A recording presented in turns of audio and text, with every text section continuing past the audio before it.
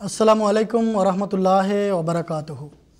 अल्लाहुम्मा सल्लि अला मुहम्मदिन व अला आले मुहम्मदिन कमा सल्लैता अला इब्राहीमा व अला आले इब्राहीमा इन्नका हमीदुम मजीद। अल्लाहुम्मा बारिक अला मुहम्मदिन व अला आले मुहम्मदिन कमा बारकता अला इब्राहीमा व अला आले इब्राहीमा इन्नका हमीदुम मजीद। সুপ্রিয় দর্শক শ্রোতা, আপনাদের সবাইকে সাদর আমন্ত্রণ জানাচ্ছি আমাদের আজকের সত্যের সন্ধানে অনুষ্ঠানে। আজকে আমাদের আলোচনার মূল বিষয়বস্তু হচ্ছে হযরত ইমাম মাহদী আলাইহিস সালাতু ওয়াস সালামের সত্যতা বর্ণনা করা। গত দুদিন ধরে আমরা হযরত ঈসা আলাইহিস সালাতু ওয়াস সালামের জীবন মৃত্যু বিষয়টি আপনাদের সামনে তুলে ধরেছি এবং খাতামান নবীনের তাৎপর্য এবং তত্ত্ব এবং মর্ম কথা নিয়েও আলোচনা করেছি। ঘুরে ফিরে আবারও সেই বিষয়ে আসছে, কেননা এ ব্যাপারে অনেকেই প্রশ্ন করছেন, অনেকেই অনেক কিছু জানতে চাচ্ছেন। এটি স্বাভাবিক, কেননা এ দুটি বিষয় অত্যন্ত মৌলিক বিষয়। কিন্তু নতুন আগত অতিথিদেরকে স্বাগত জানানোর পাশাপাশি তাদেরকে আমরা আমাদের ধর্মবিশ্বাস সম্পর্কেও সর্বপ্রথমে জানাতে চাই। আহমদিয়া মুসলিম জামাতের পবিত্র প্রতিষ্ঠাতা হযরত মির্জা গোলাম আহমদ কাদিয়ানী আলাইহিস সালাতু ওয়াস সালামের লেখা থেকে এখন আপনাদেরকে শোনাবো। হযরত মসিহ মাউদ আলাইহিস সালাতু ওয়াস সালাম তার বিখ্যাত গ্রন্থ ইজালায়ে আওহাম, হযরত মসিহ মাউদ আলাইহিস সালাতু ওয়াস সালাম তার বিখ্যাত গ্রন্থ ইজালায়ে আওহামে কি বলেছেন তা এখন আপনাদের সামনে তুলে ধরব। সেই দর্শক, আজকে আমাদের সাথে আলোচনার জন্য স্টুডিওতে উপস্থিত আছেন মোহতারাম মাওলানা ফিরোজ আলম সাহেব এবং মোহতারাম মাওলানা আব্দুল আউয়াল খান চৌধুরী সাহেব। দর্শক, যারা আমাদের সাথে কথা বলতে চান, আমাদের এই অনুষ্ঠানে সরাসরি অংশ নিতে চান, আপনারা টেলিভিশনের পর্দায় চোখ রাখুন। টেলিফোন নাম্বার, ফ্যাক্স নাম্বার এবং ইমেইল অ্যাড্রেস টুকে নিন এবং আপনারা আপনাদের সময় সুযোগ মতো ফোন করুন। তো প্রথমেই আমরা চলুন শুনে নেই হযরত মসিহ মাউদ আলাইহিস সালাতু ওয়াস সালাম আমাদের ধর্মবিশ্বাস কী নির্ণয় করেছেন তা। হযরত আকদাস মসিহ মাউদ আলাইহিস সালাম বলেন, আমাদের ধর্মবিশ্বাসের সারাংশ ও সারমর্ম হল লা ইলাহা ইল্লাল্লাহু মুহাম্মাদুর রাসূলুল্লাহ। এই পার্থিব জীবনে আমরা যা বিশ্বাস করি এবং আল্লাহ তাআলার কৃপায় ও তাঁরই প্রদত্ত তৌফিকে যা নিয়ে আমরা এই নশ্বর পৃথিবী ত্যাগ করব তা হল আমাদের সম্মানিত নেতা হযরত মুহাম্মদ মুস্তাফা সাল্লাল্লাহু আলাইহি ওয়াসাল্লাম হলেন খাতামান নবিয়্যিন এবং খায়রুল মুরসালিন, যার মাধ্যমে ধর্ম পূর্ণতা প্রাপ্ত হয়েছে এবং যে নিয়ামত দ্বারা সত্য পথ অবলম্বন করে মানুষ আল্লাহ তাআলা পর্যন্ত পৌঁছতে পারে তা পরিপূর্ণতা লাভ করেছে। আমরা দৃঢ় প্রত্যয়ের সাথে বিশ্বাস রাখি কোরআন শরীফ শেষ ঐশী গ্রন্থ এবং এর শিক্ষা, বিধান, আদেশ ও নিষেধের মাঝে এক বিন্দু বা কণা পরিমাণও সংযোজনও হতে পারে না আর বিয়োজনও হতে পারে না। এখন আল্লাহর পক্ষ থেকে এমন কোনো ওহী বা ইলহাম হতে পারে না যা কোরআন শরীফের আদেশাবলীকে সংশোধন বা রহিত কিংবা কোনো একটি আদেশকেও পরিবর্তন করতে পারে। কেউ যদি এমন মনে করে তবে আমাদের মতে সে ব্যক্তি বিশ্বাসীদের জামাত বহির্ভূত, ধর্মত্যাগী ও কাফের। আমাদের আরও বিশ্বাস হচ্ছে সিরাতে মুস্তাকিমে উপনীত হওয়া তো দূরের কথা, কোনো মানুষ আমাদের নবী সাল্লাল্লাহু আলাইহি ওয়াসাল্লামের অনুসরণ ছাড়া এর সামান্য পরিমাণও অর্জন করতে পারে না। আমরা আমাদের নবী সাল্লাল্লাহু আলাইহি ওয়াসাল্লামের সত্যিকার ও পূর্ণ অনুসরণ ছাড়া কোনো ধরনের আধ্যাত্মিক সম্মান ও উৎকর্ষ কিংবা মর্যাদা ও নৈকট্য লাভ করতেই পারি না। ইজালায়ে আওহাম প্রথম খণ্ড, পৃষ্ঠা 137 ও 138। দর্শক, আমরা শুনছিলাম আহমদিয়া মুসলিম জামাতের ধর্মবিশ্বাস সম্পর্কে আহমদিয়া মুসলিম জামাতের পবিত্র প্রতিষ্ঠাতা হযরত মির্জা গোলাম আহমদ কাদিয়ানী আলাইহিস সালাতু ওয়াস সালামের লেখা থেকে। এবারে দর্শক, আমরা আমাদের আজকের মূল আলোচনায় যাবার আগে গত দুদিন আমরা যেসব প্রশ্নের সংক্ষিপ্ত উত্তর দিয়েছি তার মধ্যে থেকে দুই একটি প্রশ্নের বিস্তারিত উত্তর দেওয়ার জন্য চেষ্টা করব। আর প্রথমেই আমি আসব মাওলানা আব্দুল আউয়াল সাহেবের কাছে। গতকাল সৌদি আরব থেকে জনাব নাসিরউদ্দিন সাহেব প্রশ্ন করেছিলেন যে আলেম ওলামাদের একটি শ্রেণী বলে থাকেন মির্জা গোলাম আহমদ কাদিয়ানী আবদুল্লাহ আথম সম্পর্কে যে ভবিষ্যৎবাণী করেছিলেন তা পূর্ণ হয়নি। জামাতে আহমদিয়া এই আপত্তি কিভাবে খণ্ডন করবে, আপনি যদি এই ব্যাপারে বলতেন। ধন্যবাদ আপনাকে জনাব নাসিরউদ্দিন সাহেব, এবং আপনার মাধ্যমে সেই সমস্ত আলেমদেরকে আমরা বিনীতভাবে বলতে চাই যে আপনারা যে সমস্ত কথা পড়ছেন মির্জা গোলাম আহমদ কাদিয়ানী আলাইহিসসালামের বিষয়ে, দয়া করে তার মূল পুস্তক এবং মূল উৎস থেকে পড়াশোনা করুন, তাহলে জিনিসটা অত্যন্ত স্পষ্ট হয়ে যাবে। 1893 সালের জুন মাসের ঘটনা, যখন অমৃত শহরে পাদ্রী আবদুল্লাহ আথমের সাথে 15 দিন ব্যাপী লিখিত একটি বহস হয়েছিল। তিনি তৃতীয়বাদের পক্ষে ছিলেন, আর হযরত আকদাস মির্জা গোলাম আহমদ কাদিয়ানী আলাইহিসসালাম ইসলামের শ্রেষ্ঠত্ব প্রমাণ করছিলেন, ঈশ্বরত্ব এক অদ্বিতীয় আল্লাহর ঈশ্বরত্ব প্রমাণ করছিলেন, তৃতীয়বাদের বিরুদ্ধে তার অবস্থান ছিল। এরকম একটি বিতর্ক সভা অনুষ্ঠিত হয় 15 দিন ধরে।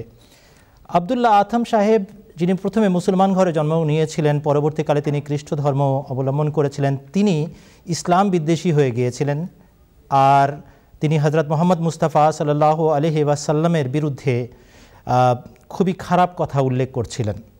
তার লিখিত একটা নোটের কিনারে তিনি দাজ্জাল শব্দটাও মহানবী সাল্লাল্লাহু আলাইহি ওয়াসাল্লামের জন্য প্রয়োগ করেছিলেন। 15 দিন এই বিতর্ক অনুষ্ঠান, যেটা লিখিত বিতর্ক ছিল, সেটা শেষ হওয়ার পর আল্লাহ তাআলা হযরত মির্জা গোলাম আহমদ কাদিয়ানী আলাইহিসসালামকে জানালেন যে এখন আল্লাহ তাআলার পক্ষ থেকে একটি নিদর্শন প্রকাশিত হবে, যদি এই ব্যক্তি তার এই সমস্ত অপকর্ম এবং ধৃষ্টতা থেকে অনুতাপ না করে, প্রত্যাবর্তন না করে, নিজের অবস্থার সংশোধন না করে, বিগলিত না হয় আল্লাহর দিকে অনুকম্পা চেয়ে, তাহলে 15 দিনের বদলে 15 মাস সময় তার জন্য নির্ধারিত। অর্থাৎ এক একটি দিনের জন্য এক একটি মাস সময় নির্ধারিত হয়ে গেল। 15 মাসের মধ্যে সে হাবিয়া সদৃশ্য মৃত্যু মুখে পতিত হবে। কিন্তু শর্ত হচ্ছে যদি সে অনুতাপ না করে, অনুতপ্ত না হয় এবং রজু ইলাল হক, সত্যের দিকে ধাবিত না হয়। এখন 15 মাস অতিবাহিত হলো। হযরত মির্জা গোলাম আহমদ কাদিয়ানী আলাইহিসসালামের ভবিষ্যৎবাণীর যে নির্ধারিত সময় ছিল সেটা অতিক্রান্ত হয়ে গেল। লোকেরা হইচই আরম্ভ করে দিল, মুসলমানরা হইচই আরম্ভ করে দিল, দেখো মির্জা সাহেব মিথ্যা প্রমাণিত হলেন। খ্রিস্টানদের সাথে তারা মিছিল বের করলো অমৃত শহরে। অথচ সামান্যতম তাকওয়াশীল এক মুসলমানের চিন্তা করা উচিত ছিল মির্জা গোলাম আহমদ কাদিয়ানী আলাইহিসসালাম নিজের সত্যতা প্রমাণ করার জন্য সেখানে কোনো রকমের বিতর্ক অনুষ্ঠান করছিলেন না। তিনি আল্লাহ এবং রসুলের পক্ষে অবস্থান নিয়ে ইসলামের শ্রেষ্ঠত্ব গাইছিলেন। হযরত মির্জা গোলাম আহমদ কাদিয়ানী আলাইহিসসালামকে আল্লাহ তাআলা জানালেন, যেহেতু সে অনুতপ্ত হয়েছিল এবং সত্যের দিকে, আল্লাহর দিকে অনুতাপ সহ প্রত্যাবর্তন করেছিল, সেই জন্য 15 মাসের শর্ত তার জন্য প্রযোজ্য হয়নি। লোকেরা বলল মানি না, মানব না। আর এই আবদুল্লাহ আথম নিজে বলল যে মির্জা গোলাম আহমদ কাদিয়ানী আলাইহিসসালাম আমাকে মারার জন্য ফিরোজপুরে, আমাকে মারার জন্য লুধিয়ানাতে তাদের লোক পাঠিয়েছিলেন, তার পোষা সাপ ছেড়েছিলেন। আমি এই নিজের দৃশ্য দেখেছি। লোক এসেছিল, তার হাতে বর্শা ছিল আর তরবারি ছিল, আমাকে হত্যার জন্য চেষ্টা করছিল। এই সমস্ত সে দৃশ্য দেখেছে। সে ভয় ভীত হয়ে কখনো অমৃত শহর, কখনো লুধিয়ানা, কখনো ফিরোজপুরে গিয়ে আশ্রয় নিয়েছে। ছুটে বেরিয়েছে এই 15 মাস, একটি টু শব্দ করে নাই ইসলামের বিরুদ্ধে, হযরত আকদাস মুহাম্মদ রাসূলুল্লাহ সাল্লাল্লাহু আলাইহি ওয়াসাল্লামের বিরুদ্ধে। কিন্তু যেই 15 মাস অতিবাহিত হয়ে গেল, সেই আবদুল্লাহ আথম মুখ খুলল আর বলল, আমার বিরুদ্ধে ষড়যন্ত্র চলেছে মির্জা সাহেবের পক্ষ থেকে। হযরত মির্জা গোলাম আহমদ কাদিয়ানী আলাইহিসসালাম বললেন, আমাকে আল্লাহ জানিয়েছেন তুমি অনুতপ্ত হয়েছিলে বিধায় তোমাকে সুযোগ দেওয়া হয়েছে, কিন্তু তুমি সত্য এবং মিথ্যা ঘোলাটে করছো। তোমার জন্য দুটো পথ উন্মুক্ত রয়েছে। প্রথম পথ হচ্ছে তুমি আমার বিরুদ্ধে মোকদ্দমা করো, মামলা করো, কেননা তোমার বক্তব্য অনুযায়ী আমি তোমাকে হত্যার ষড়যন্ত্র করেছি। বিভিন্ন স্থানে তুমি বিভিন্ন দৃশ্য দেখেছো, তোমার মতে সেগুলো আমার দ্বারা সংঘটিত ঘটনা, অতএব তোমার উচিত আদালতে গিয়ে আমার বিরুদ্ধে মামলা করা। যদি তা না করো, আরেকটা পথ আছে, তুমি আল্লাহর নাম নিয়ে কসম খাও, আল্লাহর নামে শপথ করে বলো যে তুমি অনুতপ্ত হও নাই। আর যদি তুমি কসম খাও, আল্লাহর নামে শপথ করে আমার বিরুদ্ধে এই অপবাদ দাও, তাহলে আমি তোমাকে স্পষ্টভাবে বলছি এখন 15 মাসের শর্ত প্রযোজ্য নয়, 12 মাসের শর্ত, এবং তুমি মারা যাবেই, এ ব্যাপারে কোনো আর শর্ত নির্ধারিত নাই। তুমি অবশ্যই নির্ঘাত মারা পড়বে। এর আগে ছিল যদি তুমি অনুতপ্ত না হও, সত্যের দিকে ধাবিত না হও, বিগলিত না হও, তবে গিয়ে তোমার জন্য আমার ভবিষ্যৎবাণী প্রযোজ্য হতো। কিন্তু এবার যদি তুমি মিথ্যা শপথ করো, তাহলে অবশ্যই তুমি 12 মাসের মধ্যে মারা পড়বেই পড়বে। সে কোনো কথা বলে না। হজরত মির্জা গোলাম আহমদ কাদিয়ানী আলাইহিস সালাম প্রথম বিজ্ঞাপন দিলেন, 1000 রুপি পুরস্কার দিব, আল্লাহর নামে কসম খেয়ে বলো আমি তোমার বিরুদ্ধে যা বলেছি সেটা সত্য নয়, বরং তুমি অনুতপ্ত হও নাই, তা সত্ত্বেও তুমি বেঁচে গেছো, এই কথাটা বলো। সে কোনো কথা বলে না। তিনি আরেকটা বিজ্ঞাপন প্রকাশ করলেন, 2000 রুপি দিব, তুমি আল্লাহর নামে শপথ করে বলো যে আমি যা বলেছি সেটা ভুল এবং তুমি অনুতপ্ত না হওয়া সত্ত্বেও মারা পড়ো নাই, আমার ভবিষ্যৎবাণী মিথ্যা হয়েছে। 3 বারের বার তিনি বললেন আমি 3000 রুপি তোমাকে পুরস্কার দিব, তুমি আল্লাহর নামে কসম খেয়ে বলো যে তুমি অনুতপ্ত হও নাই, তা সত্ত্বেও তুমি রক্ষা পেয়ে গেছো। 4বার তিনি বিজ্ঞাপন দিয়ে বললেন 4000 রুপি পুরস্কার দিব, কিন্তু তুমি আল্লাহর কসম খেয়ে বলো যে আমি যা বলছি সেটা ভুল, তুমি অনুতপ্ত হও নাই, তা সত্ত্বেও তুমি রক্ষা পেয়ে গেছো। এর শেষে তিনি বললেন আমি জানি তুমি কসম খাবে না, কিন্তু যে সত্য এবং মিথ্যা ঘোলা করে তাকে আল্লাহ তাআলা দীর্ঘদিন ছাড় দেন না। আমি বিশ্বাস করি খুব দ্রুত তোমার অবসান ঘটতে যাচ্ছে, কেননা তুমি সত্য এবং মিথ্যা ঘোলাটে করার অপরাধে অপরাধী। এই 4র্থ যে বিজ্ঞাপনটা ছিল এরপরে মাত্র 7 মাস সময় সে পেয়েছে এবং 1896 সালের জুলাই মাসে সে মৃত্যুবরণ করেছে। হজরত আকদাস মির্জা গোলাম আহমদ কাদিয়ানী আলাইহিসসালাতু ওয়াসসালামের ভবিষ্যৎবাণী যা ছিল তা অক্ষরে অক্ষরে সত্য প্রমাণিত হয়েছে। দর্শক মণ্ডলী, আল্লাহ তাআলা বিদ্বেষ পোষণ করেন না কারো বিরুদ্ধে। তিনি যখন কারো বিরুদ্ধে কোনো সতর্কবাণীমূলক ভবিষ্যৎবাণী দেন, অর্থাৎ আমি এর প্রতি রাগান্বিত, সাবধান হও নতুবা আমি শাস্তি দিব, সে সাবধান হয়েছিল, এই জন্য রক্ষা পেয়েছিল, 15 মাসের মধ্যে মারা পড়েনি। কিন্তু সে সত্য এবং মিথ্যা ঘোলাটে করেছে এবং সে ধূর্ততা দেখিয়েছে, আল্লাহ তাআলা তাকে ধরেছেন।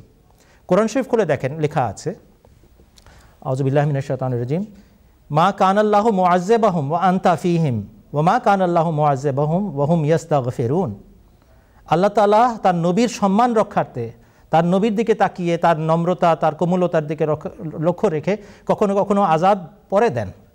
আরেকটা কারণে আল্লাহ তাআলা আযাব পিছিয়ে দেন, আর সেটা হচ্ছে যখন মানুষ ইস্তেগফার রত থাকে, যখন মানুষ ক্ষমা চায় আল্লাহর কাছে, হে আল্লাহ আমি ভুল করেছি।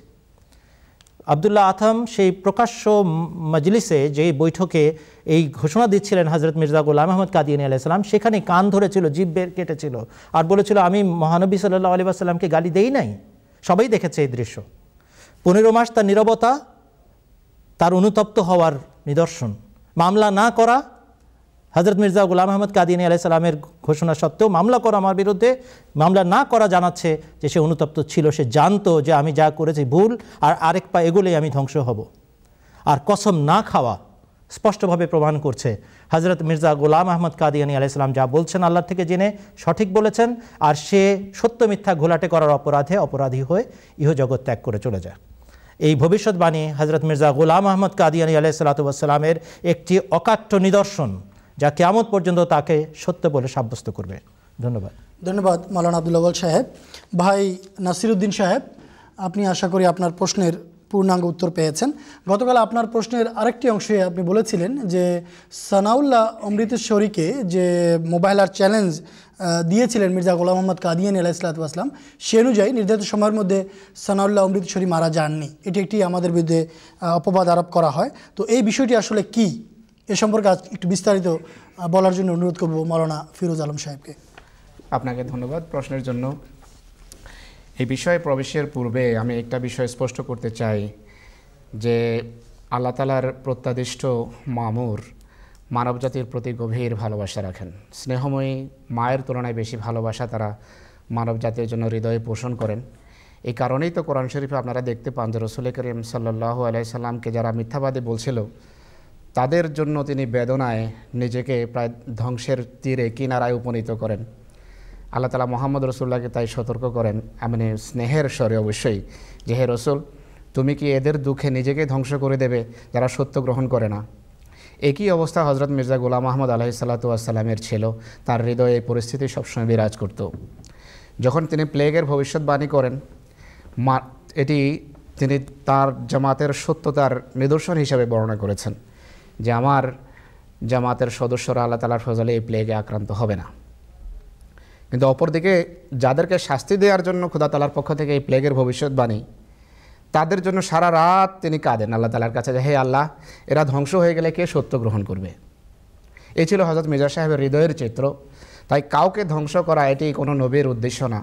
কিন্তু যারা সত্যকে ঘোলাটে করে মিথ্যার সাথে, যারা সত্যকে কনফিউজিং করে, সাধারণ মানুষকে বিভ্রান্ত করতে চায়, তাদেরকে একটা নিদর্শন করার জন্য আল্লাহ তাআলার পক্ষ থেকে আদিষ্ট হয়ে খোদা তাআলার প্রেরিতরা অনেক সময় মোবাহেলার চ্যালেঞ্জ দিয়ে থাকেন। হজরত মির্জা সাহেবও এই ধরনের চ্যালেঞ্জ দিয়েছেন। 1897 সনে গুটি কতক ব্যক্তিকে সম্বোধন করে তিনি একটা চ্যালেঞ্জ দেন। সেই তালিকা এনজামে আতম যে বইয়ের কথা উনি বলেছেন সেই বইতে আছে।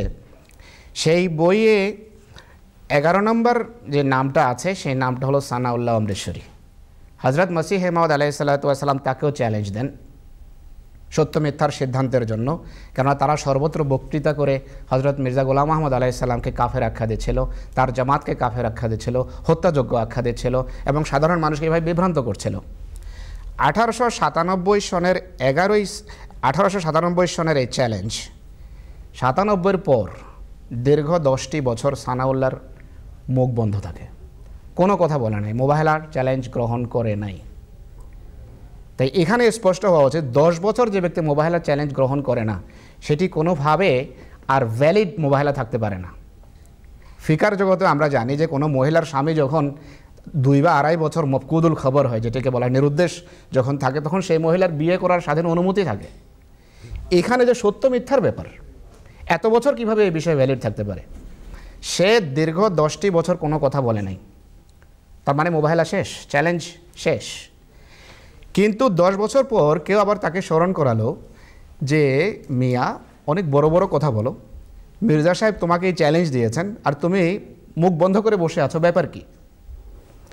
তখন তার আত্মাভিমান হঠাৎ করে জাগ্রত হয়, আত্মসম্মান বোধ, মিথ্যা আত্মসম্মান বোধ অবশ্যই জাগ্রত হয় এবং হজরত মসিহ মাউদ আলাইহিস সালাতু ওয়াস সালামের জামাতকে সম্বোধন করে 29 মার্চ 1907 সনে তার একটা পত্রিকা ছিল আহলে হাদিস, আহলে হাদিস সম্প্রদায়ের নেতা ছিলেন ইনি।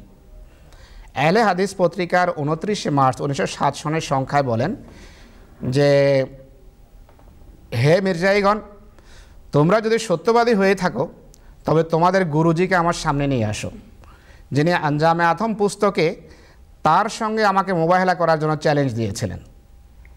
তিনি নিজের পক্ষ থেকে হঠাৎ করে এই কয়েকটি বাক্য নিজের পত্রিকায় প্রকাশ করলেন। তিনি ভেবেছেন যে হজরত মসিহ ইসলাম এই চ্যালেঞ্জ দেওয়ার সময় যিনি বয়োবৃদ্ধ ছিলেন, এই কথা আমি দর্শকদের স্মরণ করাতে চাই যে চ্যালেঞ্জ দেওয়ার সময় হজরত মির্জা সাহেবের নিজের বয়স ছিল 62 বছর প্রথমবার, আর সানাউল্লাহর বয়স ছিল 29 বছর। 10 বছর নীরব সানাউল্লাহ। সেই সময়ে 10 বছর পর মসিহ মদের বয়স দাঁড়ায় 1907 আর এই ব্যক্তির বয়স হয় 39।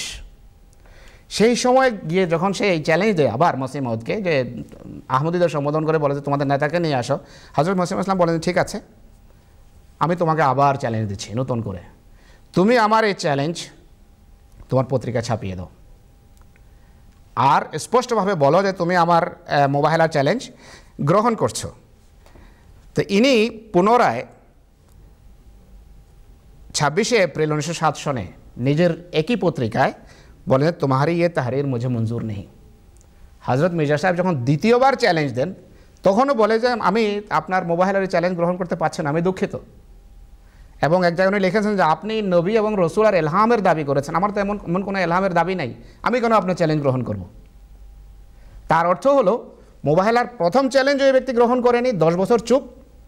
দ্বিতীয়বার যখন একটু উঠে দাঁড়ানোর চেষ্টা করলো হজরত মসিহ ইসলাম আবার তার সামনে দণ্ডায়মান হলেন সেই বৃদ্ধ বয়সে। তিনি জানতেন যে খোদা তাআলা তার সাথে আছেন। খোদা তাআলাকে আশ্রয় করে তিনি তাকে আবার বলেন যে ঠিক আছে, মোবাইলের চ্যালেঞ্জ আমি দিচ্ছি তোমাকে, এটি তোমার পত্রিকা ছাপিয়ে দাও, মানুষের স্পষ্টভাবে জানা থাকা উচিত যে তুমি এটি গ্রহণ করছো। কিন্তু তিনি গ্রহণ করেননি, বরং বলেছেন যে আমি দুঃখিত, আপনার এমন কোনো চ্যালেঞ্জ আমি গ্রহণ করতে পারছি না। তার অর্থ হলো দর্শক, এই ব্যক্তি মোবাহেলার কোনো চ্যালেঞ্জ গ্রহণ করেনি, মোবাহেলা হয়নি এই ব্যক্তির সাথে, কেননা সে ময়দানে আসার সাহস দেখায়নি। কিন্তু হ্যাঁ, এরপর আরেকটা জিনিস ঘটেছে। এই ব্যক্তি এই পত্রিকা আহলে হাদিস পত্রিকার সহকারী সম্পাদক, এই ব্যক্তি ছিলেন সম্পাদক সানাউল্লাহ সাহেব।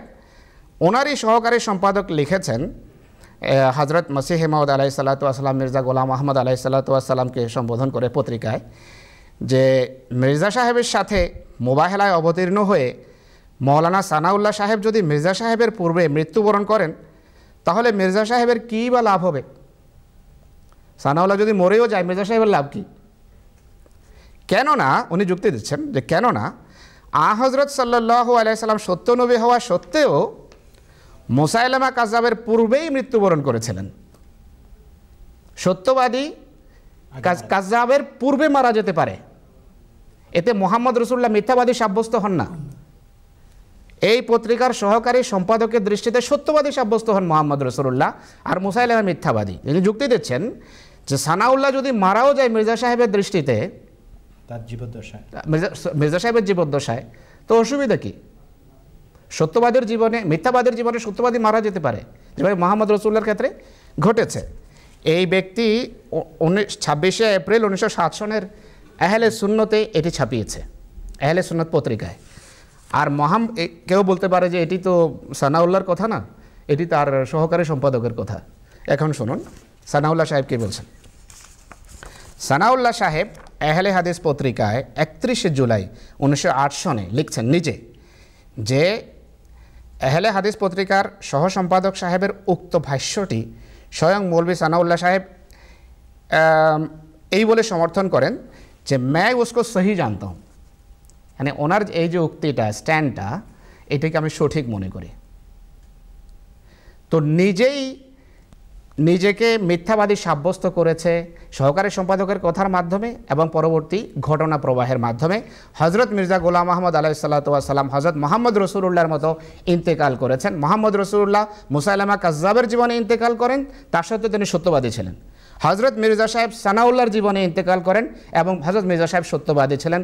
কেননা সানাউল্লাহর নিজের অবস্থান যে সত্যবাদীর জীবনে মিথ্যাবাদী নাও মরতে পারে, আর মিথ্যাবাদী মরেনি, মিথ্যাবাদী জীবিত ছিল। তো কথা এখানে শেষ না, আসলে এটার উপসংহার টানতে হবে, কারণ এই বিষয়টা বারবার আসবে। এই ব্যক্তি মুবাহিলা গ্রহণ করেনি, লাঞ্ছিত হয়েছে, মিথ্যাবাদী সাব্যস্ত হয়েছে, কেননা তার জীবনে হযরত মির্জা সাহেব সত্যবাদী ইন্তেকাল করেছেন। কিন্তু খোদা তাআলার আরও সুন্নত আছে। খোদার পক্ষ থেকে যে মহাপুরুষ প্রেরিত হন তাদের মোবাহিলার চ্যালেঞ্জ এইভাবে গ্রহণ না করলেও তাদের সাথে যারা ধৃষ্টতা দেখায়, বেয়াদবি করে, অসৌজন্যমূলক আচরণ করে, অশিষ্টাচার প্রদর্শন করে, খোদা তাআলা তাদেরকে শাস্তি ছাড়া ছাড়েন না। এই ব্যক্তিও শাস্তি দেখেছে, শাস্তি পেয়েছে। তা দেখুন কিভাবে হজরত মসিহে মাউদ আলাইহিস সালাতু ওয়াস সালাম যখন ইন্তেকাল করেন 1908 সনে, এই ব্যক্তি তখন জীবিত, যুবক। তার সামনে হজরত মসিহ ইসলামের জামাতের সংখ্যা 1 থেকে 4 লক্ষে উপনীত হয়। আরও এটি তার জন্য প্রচণ্ড মর্মযাতনা ছিল, মর্মবেদনা ছিল, অসহ্য ছিল তার জন্য। একইভাবে আল্লাহ তাআলা আরও শাস্তি দেন তাকে 48-এ, যখন দেশ বিভাগের পরের বছর, যে তার লাইব্রেরি, সহায় সম্পত্তি যা কিছু আছে সব কিছু তার হাত থেকে হারিয়ে যায়, ধন সম্পদ যা ছিল। আর সে ফাজেল ডিগ্রি নিয়ে বড় অহংকার করতো যে আমি ফাজেল পাঞ্জাবি ইউনিভার্সিটি থেকে মানে কৃতিত্বের সাথে তিনি সাফল্য লাভ করেছেন। কিন্তু তার চোখের সামনে হজরত মসিহ মাউদ আলাইহিস সালাতু ওয়াস সালামের অগণিত এমন শিষ্য ছিলেন যারা ফাজেল ডিগ্রি পাঞ্জাবি ইউনিভার্সিটি থেকে লাভ করেছেন, স্বর্ণপদক পেয়েছেন, এবং দেখেছেন যে আমার মতো অনেক মির্জা সাহেবের যে শিষ্য এবং পদলেহনের জন্য প্রস্তুত, যদি আমি এই শব্দ ব্যবহার করতে পারি এখানে। তো তিনি এইভাবে নিজের লাঞ্ছনা দেখেছেন। আর এরপর পাঞ্জাব আহলে হাদিসের আমির পদ থেকে তাকে বঞ্চিত করা হয়েছে, অপসারণ করা হয়েছে তার দুর্নীতির কারণে, এবং সে তহবিল তশরুফের অভিযোগ তার বিরুদ্ধে ছিল। শুধু তাই নয়, মক্কা এবং মদিনার আলেমদের দ্বারা কুফরি ফতোয়া তার বিরুদ্ধে দেয়া হয়েছে সেই সময়। তো এইভাবে সানাউল্লাহ অমৃতসরী মোবাহিলার চ্যালেঞ্জ গ্রহণ না করা সত্ত্বেও তার নিজের প্রতিষ্ঠিত মাপকাঠি অনুসারে তিনি মিথ্যাবাদী প্রমাণিত হয়েছেন। এবং খোদা তাআলা এখানে বিষয় ছাড়েননি, তাকে একের পর এক উপর্যুপরি সে লাঞ্ছিত হয়েছে এবং আল্লাহ তাআলার শাস্তির শিকার হয়েছে। এবং হজরত মির্জা গোলাম আহমদ আলাইহিস সালাতু ওয়াস সালাম, হজরত মসিহে মাউদ আলাইহিস সালাতু ওয়াস সালাম এই ব্যক্তির বিরুদ্ধে মোবাহিলা এত গ্রহণ করেনি, কিন্তু হজরত মির্জা সাহেবকে আল্লাহ তাআলা বিজয়ী প্রমাণ করেছেন এর মোকাবেলায় একে শাস্তি দিয়ে। তো এটি হজরত মির্জা সাহেবের সত্যতার লক্ষণ, মিথ্যাবাদী হওয়ার কোনো প্রশ্নই ওঠে না। ধন্যবাদ মাওলানা ফিরোজ আলম সাহেব। ভাই নাসিরউদ্দিন সাহেব, আপনি আপনার দুটি প্রশ্ন করেছিলেন গতকাল, যেহেতু অত্যন্ত গুরুত্বপূর্ণ প্রশ্ন ছিল। জামাতে আহমদের বিরুদ্ধে বিভিন্ন সময় আপত্তি উঠানো হয় এবং পরিবেশ ঘোলা করার চেষ্টা করা হয়, এই জন্য আমরা পূর্ণাঙ্গ উত্তর দেওয়ার চেষ্টা করেছি। এরপরে আমি আবার আসবো মাওলানা আব্দুল আওয়াল সাহেবের কাছে, যে গতকাল আরেক ভাই প্রশ্ন করেছিলেন যে মহানবী সাল্লাল্লাহু আলাইহি ওয়াসাল্লাম, যে মহানবী সাল্লাল্লাহু আলাইহি ওয়াসাল্লাম বলেছেন যে ইমাম মাহদী আলাইহিস সালাম আমার কবরে দাফন হবেন। এ সম্পর্কে যে হাদিসটি আছে আপনারা দেখাতে পারবেন কিনা। দর্শক, আমরা এখন আপনাদেরকে টেলিভিশনের পর্দায় সেই হাদিসটি দেখাচ্ছি এবং হাদিসটির পিছনে আব্দুল আউয়াল সাহেব, হাদিসটি যখন আপনাদেরকে দেখানো হবে এ সম্পর্কে আব্দুল আউয়াল সাহেব কিছু বলবেন।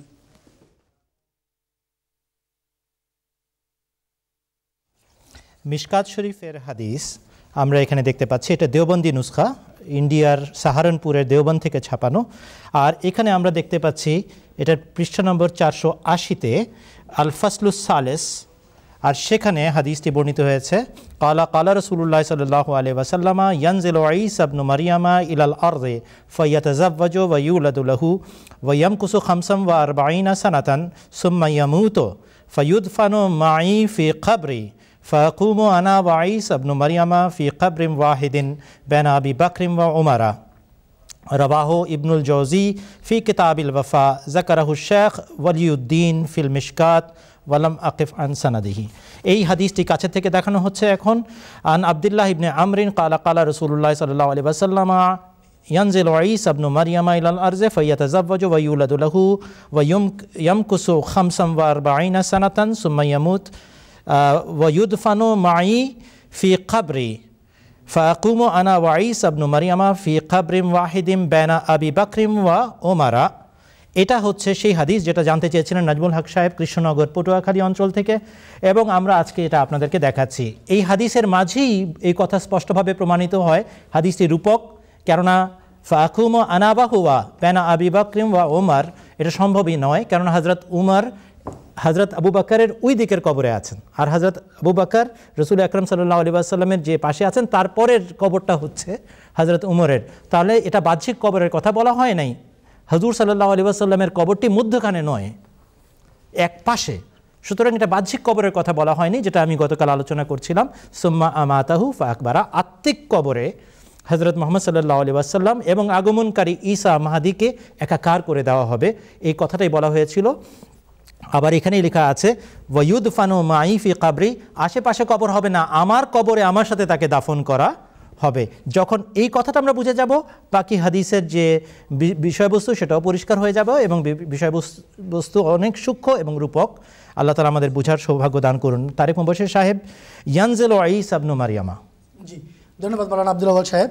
দর্শক, মাওলানা আব্দুল আউয়াল সাহেব এখনই আপনাদের সামনে যে হাদিসটি উপস্থাপন করলেন সেখানে একটি শব্দ আছে ইয়ানজিলু ঈসা ইবনে মারইয়ামা। তো গত পরশুদিন একজন ভাই চীন থেকে প্রশ্ন করেছিলেন এবং তিনি নাজেল শব্দের আমরা যে ব্যাখ্যা করি তা নিয়ে আপত্তি উঠিয়েছিলেন। তো এই সম্পর্কে আমরা বলে দিচ্ছি আপনাদেরকে যে বৈজ্ঞানিক দৃষ্টিকোণ থেকে তিনি প্রশ্নটি করেছিলেন বা করার চেষ্টা করেছিলেন। তো বৈজ্ঞানিক দৃষ্টিকোণ থেকে এখন আমরা উত্তর দিব। আর এখন আমাদের সাথে টেলিফোন লাইনে যে ভাই আছেন তিনি হচ্ছেন ডক্টর আব্দুল্লাহ শামস বিন তারেক, তিনি পদার্থবিজ্ঞানী। তার সাথে কথা বলবো, দেখি তিনি কি বলেন। আসসালামু আলাইকুম। ওয়ালাইকুম আসসালাম ওয়া রাহমাতুল্লাহ। আসসালামু আলাইকুম, আপনারা শুনতে পাচ্ছেন? জি, আমরা শুনতে পাচ্ছি, আপনি বলুন। আসসালামু আলাইকুম। ওয়ালাইকুম আসসালাম ওয়া রাহমাতুল্লাহ, আমরা শুনতে পাচ্ছি, আপনি বলুন। আসসালামু আলাইকুম। ওয়ালাইকুম আসসালাম, আমরা শুনছি শামস সাহেব, আমরা শুনছি, আপনি বলুন। আসসালামু আলাইকুম, আপনারা কি শুনতে পাচ্ছেন? জি, আমরা শুনতে পাচ্ছি, আপনি বলুন আপনার কথা, আমরা শুনছি। যে বিষয়টি, ধন্যবাদ সুযোগ দেওয়ার জন্য। আমাদের আমি সংক্ষেপে বলার চেষ্টা করছি। এটা সত্য যে লোহা পৃথিবীতে উৎপন্ন হওয়া সম্ভব না,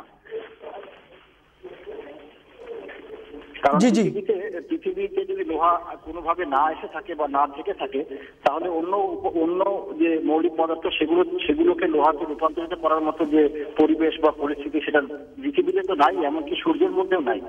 তো অনেক ইসলামী ওয়েবসাইটে এভাবে লেখা আছে যে এই আয়াতের উদ্ধৃতি দিয়ে যে উল্কার মাধ্যমে লোহা পৃথিবীতে এসেছে, কিন্তু এই বিষয়টিও প্রকৃতপক্ষে সত্য নয়। প্রকৃত কথা হলো এই, যেটা ঠিক যে কেবলমাত্র বড় তারা, অনেক বড় তারা যেগুলোকে রেড জায়ান্ট বলা হয়, এগুলোর অভ্যন্তরেই লোহা উৎপন্ন হতে পারে এবং লোহা উৎপন্ন হওয়ার পরে এটা সুপার নোভা এক্সপ্লোশন এর মাধ্যমে সারা পৃথিবীতে, সারা বিশ্ব ব্রহ্মাণ্ডে ছড়িয়ে পড়ে। তো এরই যে অবশিষ্টাংশ, এই যে বিস্ফোরণ, তারই অবশিষ্টাংশ দ্বারা দানা বেঁধে পৃথিবী এবং অন্যান্য গ্রহ নক্ষত্র তৈরি হয়।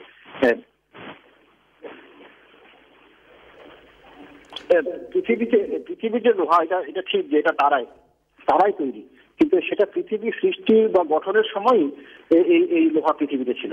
অধিকাংশ ক্ষেত্রে এই লোহার বেশিরভাগ অংশ পৃথিবীর একেবারে অভ্যন্তরে, যে ইনার এবং আউটার কোর বলে, সেখানে চলে গিয়েছে।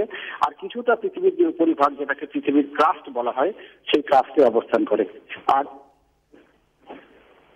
এরপরে শোনা যাচ্ছে কি? জি, আমরা শুনতে পাচ্ছি, আপনি বলুন। এরপর উল্কার মাধ্যমেও লোহা এসেছে, এটা ঠিক। যে কথাটা বলা হয়ে থাকে যে উল্কার মাধ্যমে লোহা এসছে, এটাও সত্য, এটা ভুল না, কিন্তু সেটার পরিমাণ অত্যন্ত কম। আমাদের জানা যতগুলো, প্রথম কথা হলো এই যে উল্কা বিভিন্ন রকমের হয়ে থাকে, তার মধ্যে 90% উল্কা হয়ে থাকে পাথুরে উল্কা, এগুলোর মধ্যে লোহা থাকে না। আর কয়েক পার্সেন্ট আছে যেগুলোকে বলা হয় আয়রন মিটিওরাইট বা লোহার তৈরি উল্কা, এগুলো লোহা এবং নিকেলে তৈরি। আর এগুলো এই সমস্ত জানা, যে আমাদের জানা যত উল্কা, যত আয়রন মিটিওরাইট আছে, সেই সবগুলো মিলিয়ে একটা হিসাব করা হয়েছে যে 500 টনের মতো হবে যে এগুলোকে যে লোহা এসছে। আর আমাদের অজানা মিলিয়ে হয়তো আরো কিছু হতে পারে। কিন্তু এই প্রকৃত কথা হলো এই যে লোহা যখন খনিজ হিসাবে নিষ্কাশনের আমরা শিখলাম, এর পূর্ব পর্যন্ত এই লোহা যেটা উল্কা থেকে আসতো সেটাই ছিল একমাত্র উল্কা। আজকে থেকে 5000 বছর আগে, 6000 বছর আগে, তখনকার দিনে এই কোথাও পৃথিবীর পৃষ্ঠে যেখানে উল্কা পড়েছে সেখান থেকে লোকে একটু লোহা পেয়েছে, সেই লোহা দিয়ে কিছু বানিয়েছে। আর এগুলো আমাদের বিভিন্ন জাদুঘরে সংরক্ষিত আছে। এগুলো এবং কিন্তু লৌহ যুগ যখন শুরু হলো, আজকে থেকে মোটামুটি খ্রিস্টপূর্ব 1000 বছর, 1200 বছর বা 800 বছর পূর্বে, সেই সময় থেকে যখন মূলত খনিজ হিসেবে লোহা আহরণ শুরু হয়, তো তারপর থেকে যে লোহা আমরা ব্যবহার করছি খনিজ হিসেবে যে লোহা, সেগুলো এই উল্কা থেকে আগত লোহা না, বরং খনিজ লোহা মূলত এটাকে বলে পৃথিবীর পৃষ্ঠে ব্যান্ডেড আয়রন ফরমেশন বা BIF, এই স্তরগুলো থেকে এই লোহা নিষ্কাশিত হয়। এবং এটা মোটামুটি 180 থেকে 250 কোটি বছর পূর্বে গঠিত একটা পাললিক স্তর। এটা নিয়ে বিভিন্ন মত আছে যে কিভাবে এই BIF তৈরি হয়েছে, কিন্তু এটা উল্কা থেকে যে না, এটা নিশ্চিত। এবং একইভাবে কিন্তু সকল ধাতু এসছে, সকল পদার্থ, তামা, নিকেল, দস্তা, সিলিকন, গন্ধক বা সালফার, এসবই পৃথিবীতে এইভাবেই এসছে, এভাবেই তৈরি হয়েছে। সুতরাং সার কথা হলো এই যে নুজুল শব্দটা প্রকৃতপক্ষে গুরুত্বপূর্ণ কোনো জিনিসের আগমনের জন্য ব্যবহৃত হয়। গুরুত্বপূর্ণ কোনো এটা এই একই যেভাবে কোরআন শরীফে কাপড় সম্পর্কে এসছে, যে সূরা আরাফের 27 নম্বর আয়াতে বিসমিল্লাহ সহ আসছে, ইয়া বানি আদমা কাদ আনজালনা আলাইকুম লিবাসা, যে হে বনি আদম, তোমাদের উপর আমি কাপড় অবতীর্ণ করেছি। তো এই যে কাপড় নাজিল হওয়া, নিশ্চয়ই কাপড় আকাশ থেকে টপ করে পড়েনি, বরং এই লোহা বলি, কাপড় বলি, ওহি বলি, নবী বলি, লোহাও নাজিল হয়েছে, কাপড়ও নাজিল হয়েছে, ওহিও নাজিল হয়েছে, নবীও নাজিল হয়ে থাকেন। তারা প্রত্যেকেই নিজ নিজ নিয়মে নাজিল হয়েছে, নিজ নিজ নিয়মে এগুলো অবতীর্ণ হয়েছে। শুধুমাত্র যেহেতু এগুলো মানব জাতির উন্নতি এবং মানব সভ্যতার অগ্রগতির জন্য এইগুলোর গুরুত্ব অপরিসীম, সেই জন্য এগুলোর ক্ষেত্রে আল্লাহ তাআলা নুজুল শব্দটা ব্যবহার করেছেন। ধন্যবাদ ডক্টর আব্দুল্লাহ শামস বিন তারেক, খুব সুন্দরভাবে আপনি আপনার বক্তব্য উপস্থাপন করেছেন। আর আশা করি চীন থেকে যে ভাই প্রশ্ন করেছিলেন জনাব আবু, আপনি আপনার প্রশ্নের উত্তর পেয়েছেন। আপনি যদি আরও কোনো বিষয় জানতে চান, আমাদের অনুষ্ঠানে আপনি যে কোনো সময় ফোন করতে পারেন, আমরা ইনশাল্লাহ চেষ্টা করব আপনার প্রশ্নের উত্তর দেওয়ার জন্য। এবার আমরা যাচ্ছি সাধারণ ফোন কলের দিকে। অনেকেই ফোন লাইনে আছেন, তো 2 নম্বর লাইনে আছেন চট্টগ্রাম থেকে, বাংলাদেশের চট্টগ্রাম থেকে আব্দুল মতিন সাহেব। তিনি বলছেন যে আমার সাথে অনেক জেরে তাবলীগ ভাই আছেন, তো একজন ভাই মামুনুর রশিদ সাহেব প্রশ্ন করতে চান। আসসালামু আলাইকুম ভাই মামুনুর রশিদ।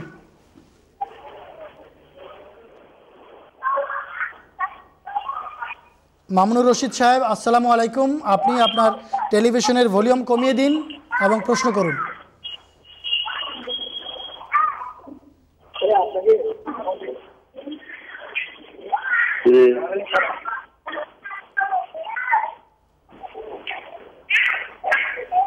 আচ্ছা, আমরা হ্যালো, জি শুনতে পাচ্ছি, বলুন। আচ্ছা, সম্ভবত আমরা লাইনটি হারিয়ে ফেলেছি। এবারে আমরা দেখছি যে 3 নম্বর লাইনে আছেন এক ভাই নাসের আহমদ জুলফিকার সাহেব কলকাতা থেকে। আসসালামু আলাইকুম জুলফিকার সাহেব। আসসালামু আলাইকুম। ওয়ালাইকুম আসসালাম ওয়া রাহমাতুল্লাহ। আমার নাম নাসির আহমেদ জুলফিকার, আমি জামাত আহমদিয়া বরিশাল থেকে বলছি। জি জি। আমার প্রশ্ন হচ্ছে সুফিবাদ ইসলামে কিভাবে এলো, আর জামায়াত আহমদিয়া সুফিবাদ সম্পর্কে কি ধারণা ব্যক্ত করেন? আচ্ছা, ধন্যবাদ আপনাকে জুলফিকার সাহেব। প্রশ্নটি রাখছি এখন মাওলানা ফিরোজ আলম সাহেবের কাছে, যে সুফিবাদ ইসলামে কি করে এলো এবং জামাতে আহমদিয়া সুফিবাদ সম্পর্কে কি বিশ্বাস করে। ধন্যবাদ প্রশ্নের জন্য। সুফিবাদ বা সুফি মতবাদ, প্রকৃত কথা আপনাকে বুঝতে হবে যে প্রকৃত সুফি ছিলেন হযরত মুহাম্মদ রাসূলুল্লাহ সাল্লাল্লাহু আলাইহি সাল্লাম। মুহাম্মদ সাল্লাল্লাহু আলাইহি সাল্লামের জীবন আচরণ, জীবন আদর্শ, এটি আমাদের জন্য সুফিবাদ। এর থেকে পৃথক কোনো সুফিবাদে আমরা বিশ্বাসী না। হ্যাঁ, রাসূল করিম সাল্লাল্লাহু আলাইহি সাল্লামের কত অত্যন্ত সম্মানিত সাহাবী ছিলেন প্রথম যুগে, যারা সবসময় হযরত মুহাম্মদ রাসূলুল্লাহ সাল্লাল্লাহু আলাইহি ওয়াসাল্লামের সাহচর্যে থাকাকে প্রাধান্য দিতেন জাগতিক আয় উপার্জন এবং কাজকর্মের উপর। তাদের ভয় ছিল যে কোথাও আমরা যদি কিছুক্ষণের জন্য মসজিদ ছেড়ে চলে যাই, হযরত মুহাম্মদ মুস্তাফা সাল্লাল্লাহু আলাইহি ওয়াসাল্লামের পবিত্র মুখ নিঃসৃত কোনো বাণী না আমাদের মিস হয়ে যায়। এই কারণে তাদের এমন একটা সংখ্যা ছিলেন সাহাবীদের, যারা এই বস্তু জগতের সাথে সম্পর্ক ছিন্ন করে মসজিদে নববীর এক পাশে জীবন কাটানো আরম্ভ করেন এবং হযরত মুহাম্মদ রাসূলুল্লাহ সাল্লাল্লাহু আলাইহি ওয়াসাল্লামের সাহচর্য থেকে তার কথা শুনেন এবং আল্লাহ তাআলার সাথে নিজের সম্পর্ক দৃঢ় করার চেষ্টা করেন। তো এছাড়া আজকে যেই সুফি মতবাদ দেখা যায়, এর হাজারো ধরন আজকে রয়েছে সুফি মতবাদের। বিভিন্ন বুজুর্গের নামে সুফি লাইন শুরু হয়েছে, সরওয়ার্দি বলেন বা কাদেরি বা এই ধরনের অনেক নামের সুফি মতবাদ আছে। আমরা তাদেরকে কাউকেই ছোট বা হেয় বা খাটো করে দেখি না। তারা নিজ নিজ জগতে নিজ নিজ স্টাইলে আল্লাহ তাআলাকে পাওয়ার চেষ্টা করছেন। কিন্তু আমাদের বিশ্বাস যে প্রকৃত সুফি মতবাদ সেটি, যেটি হযরত মুহাম্মদ রাসূলুল্লাহ সাল্লাল্লাহু আলাইহি ওয়াসাল্লাম অনুসরণ করেছেন। তিনি এই পৃথিবীতে নবুয়ত করেছেন, আবার সংসারও করেছেন, ঘরবাড়িও ছিল, বিবি বাচ্চাও ছিল, প্রতিবেশীও ছিল, মান্যকারীও ছিল, অনুসারী ছিল, সবার অধিকার সমানভাবে দিয়েছেন। একে দুনিয়াও করেছেন, এই দুনিয়ার কাজকর্ম করেছেন, আবার একই সাথে তিনি তার পরিবারের যা প্রাপ্যতাও দিয়েছেন। তো এটি আসলে প্রকৃত সুফি মতবাদ। এর থেকে পৃথক কোনো সুফি মতবাদ বলতে আমরা কিছু আছে বলে জানি না। ধন্যবাদ মাওলানা ফিরোজ আলম সাহেব। আশা করি ভাই আপনি বরিশাল জামাত থেকে ফোন করেছেন, আপনি আপনার উত্তর পেয়েছেন। এবারে আমরা আরেকটি ফোন লাইন নিচ্ছি।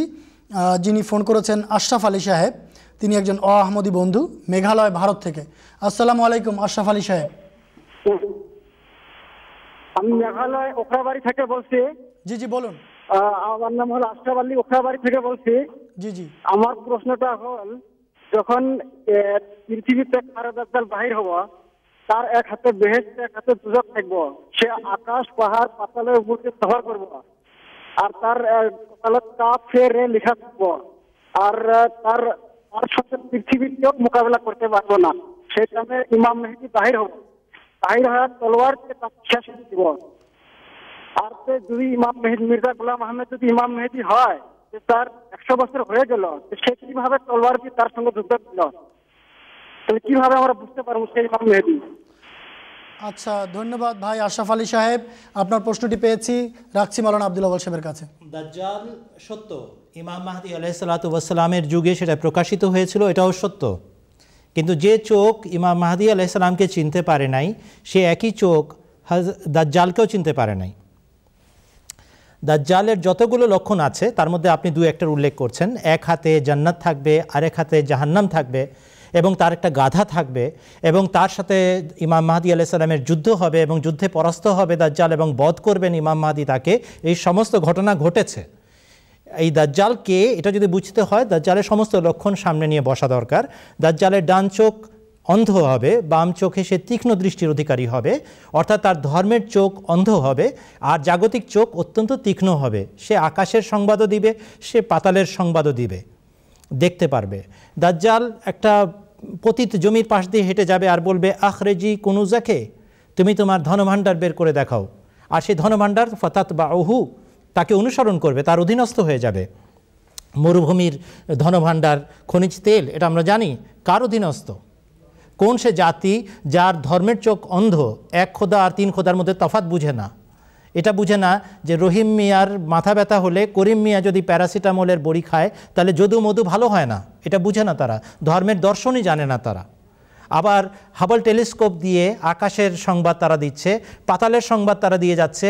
আপনাদের দেশে কি খনিজ পদার্থ আছে তাদের চেয়ে বেশি কেউ জানে না। আমাদের দেশ বাংলাদেশে কত পরিমাণ গ্যাস আছে বাংলাদেশের মুসলমানরা জানে না, কিন্তু তারা ঠিকই খবর দিয়ে যাচ্ছে। হজরত আকদাস ইমাম মাহদি মসিহ মাউদ আলাইহিস সালাম এসে আমাদেরকে জানালেন এই দাজ্জাল পাদ্রীদের দল, এই যে খ্রিস্টান পাদ্রীদের দল, এটা হলো দাজ্জাল। তারা তিন খোদার বিশ্বাস নিয়ে সারা পৃথিবীতে মানুষের ঈমান হরণ করছে আর বলছে তোমরা তিন খোদায় বিশ্বাস করো, তোমাদের 7 খুন মাফ। এটা দাজ্জালিয়াত। সবাইকে নিজের মতো করে আমল করে আল্লাহ সন্তুষ্টি লাভ করার চেষ্টা করতে হবে, এটা হলো ইসলাম এবং খাঁটি ধর্মের শিক্ষা। আবার আছে এই যে তৃতীয়বাদের যে খণ্ডন, তিন খোদার মধ্যে এক খোদা হচ্ছেন তাদের নাউজুবিল্লাহ মিন জালিক ঈশ্বর পুত্র ঈশ্বর যীশু খ্রিস্ট। হজরত মির্জা গোলাম আহমদ কাদিয়ানী আলাইহিস সালাম আল্লাহর পক্ষ থেকে ওহী লাভ করে, জ্ঞান লাভ করে অকাট্যভাবে প্রমাণ করে দিয়েছেন যীশু খ্রিস্ট খোদার পুত্র ছিলেন না, তিনি আল্লাহ তাআলার পক্ষ থেকে নবী ছিলেন, পবিত্র নবী ছিলেন, কিন্তু খোদার পুত্র ছিলেন না এবং তিনি স্বাভাবিক মৃত্যুবরণ করেছেন। যে ধর্মের খোদা মারা যায় সে ধর্ম আর ধর্ম থাকে না। এই যে 3 পায়ের উপর ভর করে একটা তেপায়া দাঁড়িয়েছিল তৃতীয়বাদের, এটাকে সম্পূর্ণ ধ্বংস করে গেছেন হজরত মির্জা গোলাম আহমদ কাদিয়ানী আলাইহিস সালাম। খারে দাজ্জাল প্রকাশিত হয়েছে। এটা ট্রেন যার ভেতরে মানুষ চড়ে, যার ভেতরে আলো জ্বলে, আর এটা আগুন এবং পানি এটার খাদ্য, আর তার ডাক শুনে মানুষ ছুটে আসে, ভয় পালায় না। আবার ওই এটা কী নাম, এক পা থেকে আরেক পায়ের দূরত্ব 6 ক্রোশ, আর দীর্ঘ পথ সে পাড়ি দিচ্ছে। বছরের দূরত্ব সে মাসে অতিক্রম করছে, মাসের দূরত্ব সে সপ্তাহে অতিক্রম করছে, সপ্তাহের দূরত্ব সে দিনে অতিক্রম করছে। এই সমস্ত কিছু দাজ্জালের লক্ষণ এবং তার গাধার লক্ষণ প্রকাশিত হয়েছে। এই খ্রিস্টান পাদ্রীদের দল হচ্ছে দাজ্জাল, যাদেরকে হজরত আকদাস ইমাম মাহদি মির্জা গোলাম আহমদ কাদিয়ানী আলাইহিস সালাম যুক্তির বলে, দলিল বলে হত্যা করেছেন, বধ করেছেন, ধ্বংস করেছেন। একটু আগে আমরা জঙ্গে মুকদ্দেসের ঘটনা আলাপ করছিলাম, পাদ্রী আবদুল্লাহ আথমের সাথে বিতর্ক অনুষ্ঠানের কথা বলছিলাম। এই সব ঘটনাই প্রমাণ করছে সুস্পষ্টভাবে হজরত মির্জা সাহেবের অবস্থান তৃতীয়বাদের বিরুদ্ধে ছিল এবং তিনি যুক্তির মাঠে তৃতীয়বাদ এবং দাজ্জালিয়াতকে পরাস্ত করেছেন। ধন্যবাদ আপনাকে। ধন্যবাদ মাওলানা আব্দুল ওয়াল সাহেব। দর্শক, জনাব আশরাফ আলী সাহেব, আপনি যে প্রশ্ন করেছিলেন উত্তর পেয়েছেন আশা করি। দাজ্জাল সম্পর্কে আমরা একটি ভিটি ইনশাল্লাহ আগামীকালকে আপনাকে দেখাবো, ওয়াদা করছি। ইনশাল্লাহ আপনি আগামীকালকে আমাদের অনুষ্ঠান দেখবেন এবং আশা করি আপনার সেই ভিডিওটি দেখে ভালো লাগবে। এবার আমি আরেকটি ফোন লাইন নিচ্ছি, তারপরে আবার চলে যাব অন্য বিষয়ে। আর ফোন লাইনে আছেন 5 নম্বর লাইনে মোহাম্মদ নাজিম, মিরপুর, ঢাকা থেকে। আসসালামু আলাইকুম ভাই নাজিম সাহেব, টেলিভিশনের ভলিউম একটু কমিয়ে দিন। আমরা বারবার বলছি দর্শক, যদি আপনারা আপনাদের টেলিভিশনের ভলিউম না কমান তাহলে আমরা আপনাদেরকে শুনতে পাবো না, আমাদের সময় নষ্ট হবে। তো আপনার টেলিভিশনের ভলিউম কমিয়ে দিন। আসসালামু আলাইকুম। আসসালামু আলাইকুম, আমি মোহাম্মদ নাসিম পারভেজ। জি জি বলুন। আমার প্রশ্নটা হচ্ছে, আমি নাসিম পারভেজ। জি জি বলছি। আমার বাসা মিরপুর 2 নাম্বার আর কি। জি জি জি জি। তা আমার প্রশ্নটা হচ্ছে যে সারা বিশ্বে অমুসলিম দেশগুলিতে মুসলমান মহিলাদের নারীর উপর যে পর্দার উপর যে বিধিনিষেধ আরোপ করা হচ্ছে পার্লামেন্টের মাধ্যমে, জি জি, এগুলোর উপর আহমদিয়া জামাতের ভূমিকাটা কি? আচ্ছা, ধন্যবাদ ভাই নাজিম সাহেব। আমরা আপনার প্রশ্ন পেয়ে গেছি, মাওলানা ফিরোজ আলম সাহেবের কাছে রাখছি প্রশ্নটি। সারা বিশ্বে বর্তমানে পশ্চিমা বিশ্বে পর্দার বিরুদ্ধে আন্দোলন হচ্ছে, তো এই ব্যাপারে জামাতে আহমদি কি ভূমিকা রাখছে? আহমদিয়া মুসলিম জামাত এর বিরুদ্ধে বৈধ, ন্যায়সঙ্গত, যুক্তিযুক্ত সংগ্রাম করে যাচ্ছে। আহমদিয়া মুসলিম জামাতের খলিফা এ প্রসঙ্গে ইসলামী শিক্ষা কি তা বারবার তার খুতবায় তুলে ধরেছেন এবং আহমদীদেরকে তিনি বলছেন যে যেখানে ইসলামী শিক্ষার বিরুদ্ধে পদক্ষেপ নেওয়া হচ্ছে, অভিযান চলছে ইসলামের বিরুদ্ধে, হজরত মোহাম্মদ রসুল্লাহর শিক্ষার বিরুদ্ধে, সেখানে কোরআন, হাদিস, যুক্তি এবং সুস্থ বিবেক যা বলে সেই মোতাবেক তোমরা সংগ্রাম করে যাও। আহমদী মেয়েদেরকে আহমদিয়া মুসলিম জামাতের খলিফা গত খুতবার পূর্বের খুতবায় বলেছেন, তিনি সুইজারল্যান্ডে খুতবা দিয়েছেন, তিনি মহিলাদেরকে বলেছেন যে এই যে একটা অভিযান চলছে ইসলামের বিরুদ্ধে, ইসলামী শিক্ষার বিরুদ্ধে পাশ্চাত্যের বিভিন্ন দেশে, তোমরা এর বিরুদ্ধে কলম হাতে নাও, নিজেদের আদর্শ তাদের সামনে তুলে ধরো, যে ইসলাম যে পর্দার শিক্ষা দেয় সেই পর্দা মানুষকে শালীন করার জন্য, মানুষকে সুন্দর করার জন্য, পৃথিবীতে যে নগ্নতার বন্যা বয়ে যাচ্ছে, যেই নগ্নতার স্রোতে পাশ্চাত্যের সমাজ বয়ে যাচ্ছে, বিভিন্ন কুৎসিত এবং নোংরা কার্যক্রমে তারা লিপ্ত, তা থেকে তারা ফিরে আসতে চায় কিন্তু সঠিক পথ অবলম্বন করার জন্য প্রস্তুত না। তো পর্দার বিরুদ্ধে এই যে অভিযান, ফ্রান্স বলেন বা গতকালও কোনো দেশে এই ধরনের কোনো পদক্ষেপের কথা ঘোষণা হয়েছে, বেলজিয়ামে খুব সম্ভব, তোমরা এর বিরুদ্ধে কলম হাতে নাও এবং লেখো আর ইসলামী শিক্ষার সৌন্দর্য এই বিষয়ে তুলে ধরো। তো জামাতে আহমদিয়া আল্লাহ তাআলার ফজলে বসে নেই, মোহাম্মদ রাসূলুল্লাহ সাল্লাল্লাহু আলাইহি ওয়াসাল্লাম প্রথম যুগে যেভাবে পর্দা শিখিয়েছেন সেই মোতাবেক তোমরা পর্দা করো, যেভাবে উম্মাহাতুল মুমিনিন পর্দা করেছেন সেই অনুসারে পর্দা করো। পাশ্চাত্যের বিভিন্ন বিশ্ববিদ্যালয়ে আহমদি মেয়েদের যে সুন্দর পর্দা, সুন্দর আদর্শ, সেটি তিনি হুজুর তার খুতবায় তুলে ধরেছেন, ইমাম মাহদী আলাইহিস সালামের বর্তমান খলিফা। এবং এই সুন্দর পর্দার ভিতর থেকে সমাজের কোনো সুস্থ কার্যক্রমে কোনো প্রকারে বাধা আসে না, এটি আমরা এই সমাজে প্রমাণ করছি। এবং পর্দা করে আহমদি মেয়েরা অক্সফোর্ড ইউনিভার্সিটিতে গোল্ড মেডেল পাচ্ছে আল্লাহ তাআলার ফজলে। তো আহমদিরা কোনোভাবে এই সমাজে পর্দার বিরুদ্ধে যে সমস্ত পদক্ষেপ নেওয়া হচ্ছে তার চুপ করে বসে নেই। আমরা রীতিমতো কলম চলছে আমাদের, আমরা বক্তব্য রাখছি, সমাজের গণ্যমান্য লোকদেরকে ডেকে আনছি আমাদের সেন্টারে, মসজিদে তাদেরকে বোঝাচ্ছি, পার্লামেন্টেরিয়ানস আমাদের মসজিদে আসছে, মেয়ররা আসছে, কাউন্সিলার্স আসছে, আমরা তাদেরকে বোঝাচ্ছি যে তোমরা যে পদক্ষেপ নিচ্ছ এটি ধ্বংসাত্মক এই সমাজের জন্য, কেননা আল্লাহর শিক্ষার বিরুদ্ধে যারাই পদক্ষেপ নেয় তারা কোনোদিন সফল হয় না। জি, ধন্যবাদ মাওলানা ফিরোজ আলম সাহেব। আমরা হয়তো এই প্রশ্নে আবারও আসব। এখন আমরা দর্শক আপনাদেরকে দেখাবো একটি ভিটি। আহমদী মুসলিম জামাতের সাথে আহমদীদের যে বিষয়ে মৌলিক পার্থক্য রয়েছে তা হচ্ছে ঈসা আলাইহিসসালাতু ওয়াসসালামের মৃত্যুর বিষয়। তো এই প্রসঙ্গে আপনারা দেখুন একটি ভিটি, যেটি প্রস্তুত করেছেন আমাদের ভাই নিয়ামুল কাদের সাহেব।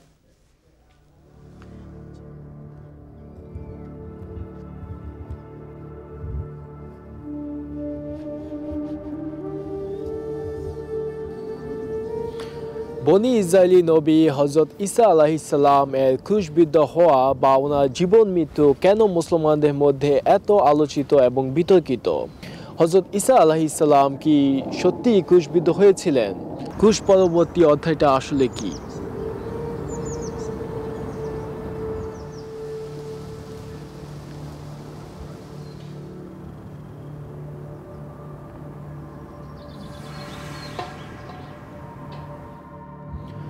হজরত ঈসা আলাইহিসসালামের দ্বিতীয় আগমন সংক্রান্ত মুসলিম শরীফের হাদিস হজরত ঈসা আলাইহিসসালামকে মুসলমানদের আলোচনার অন্যতম কেন্দ্রবিন্দুতে পরিণত করেছে।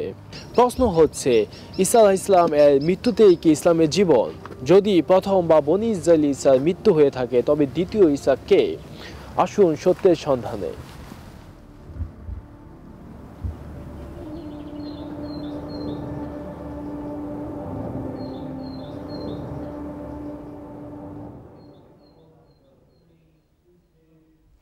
ধন্যবাদ নিয়ামুল কাদের সাহেব। ছোট্ট একটি ভিডিও ক্লিপ আমরা দেখলাম। এবারে আমি আসবো আবার মাওলানা আব্দুল আউয়াল সাহেবের কাছে একটি প্রশ্ন নিয়ে।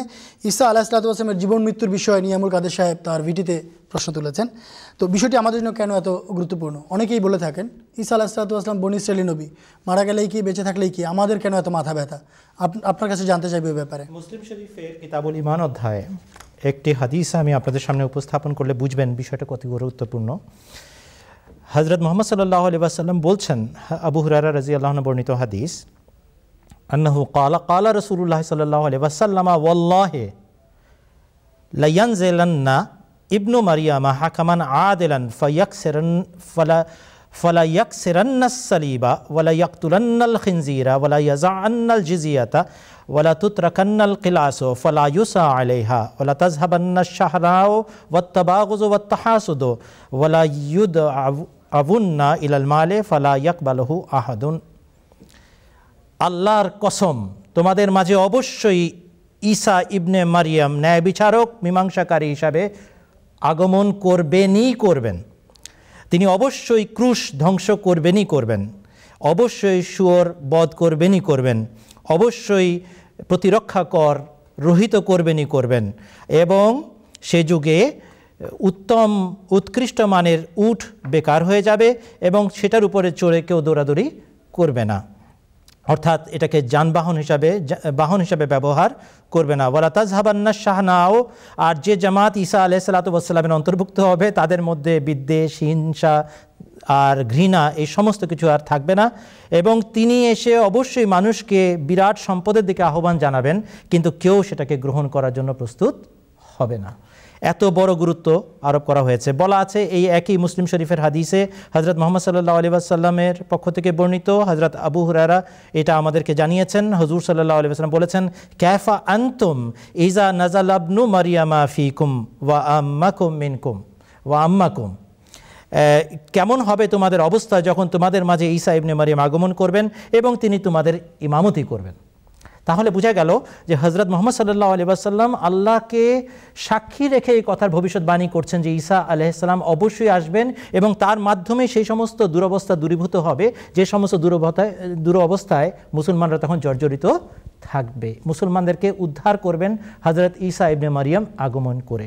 যেহেতু হযরত ঈসা আলাইহিস সালাতু ওয়াস সালামের নামে ভবিষ্যৎবাণী করা হয়েছে, ঈসা নামে একজন আসবেন, এই জন্য মুসলমান হিসাবে যে কোনো মুসলমানের দায়িত্ব কার কথা বলছেন আমাদের নবী বিশ্বনবী হযরত মুহাম্মদ মুস্তাফা সাল্লাল্লাহু আলাইহি ওয়াসাল্লাম। যদি আগের বনি ইসরাইলি ঈসা আকাশে জীবিত গিয়ে থাকেন এবং সশরীরে জীবিত থেকে থাকেন, তিনিই নামবেন, এ ব্যাপারে কোনো সন্দেহ নাই।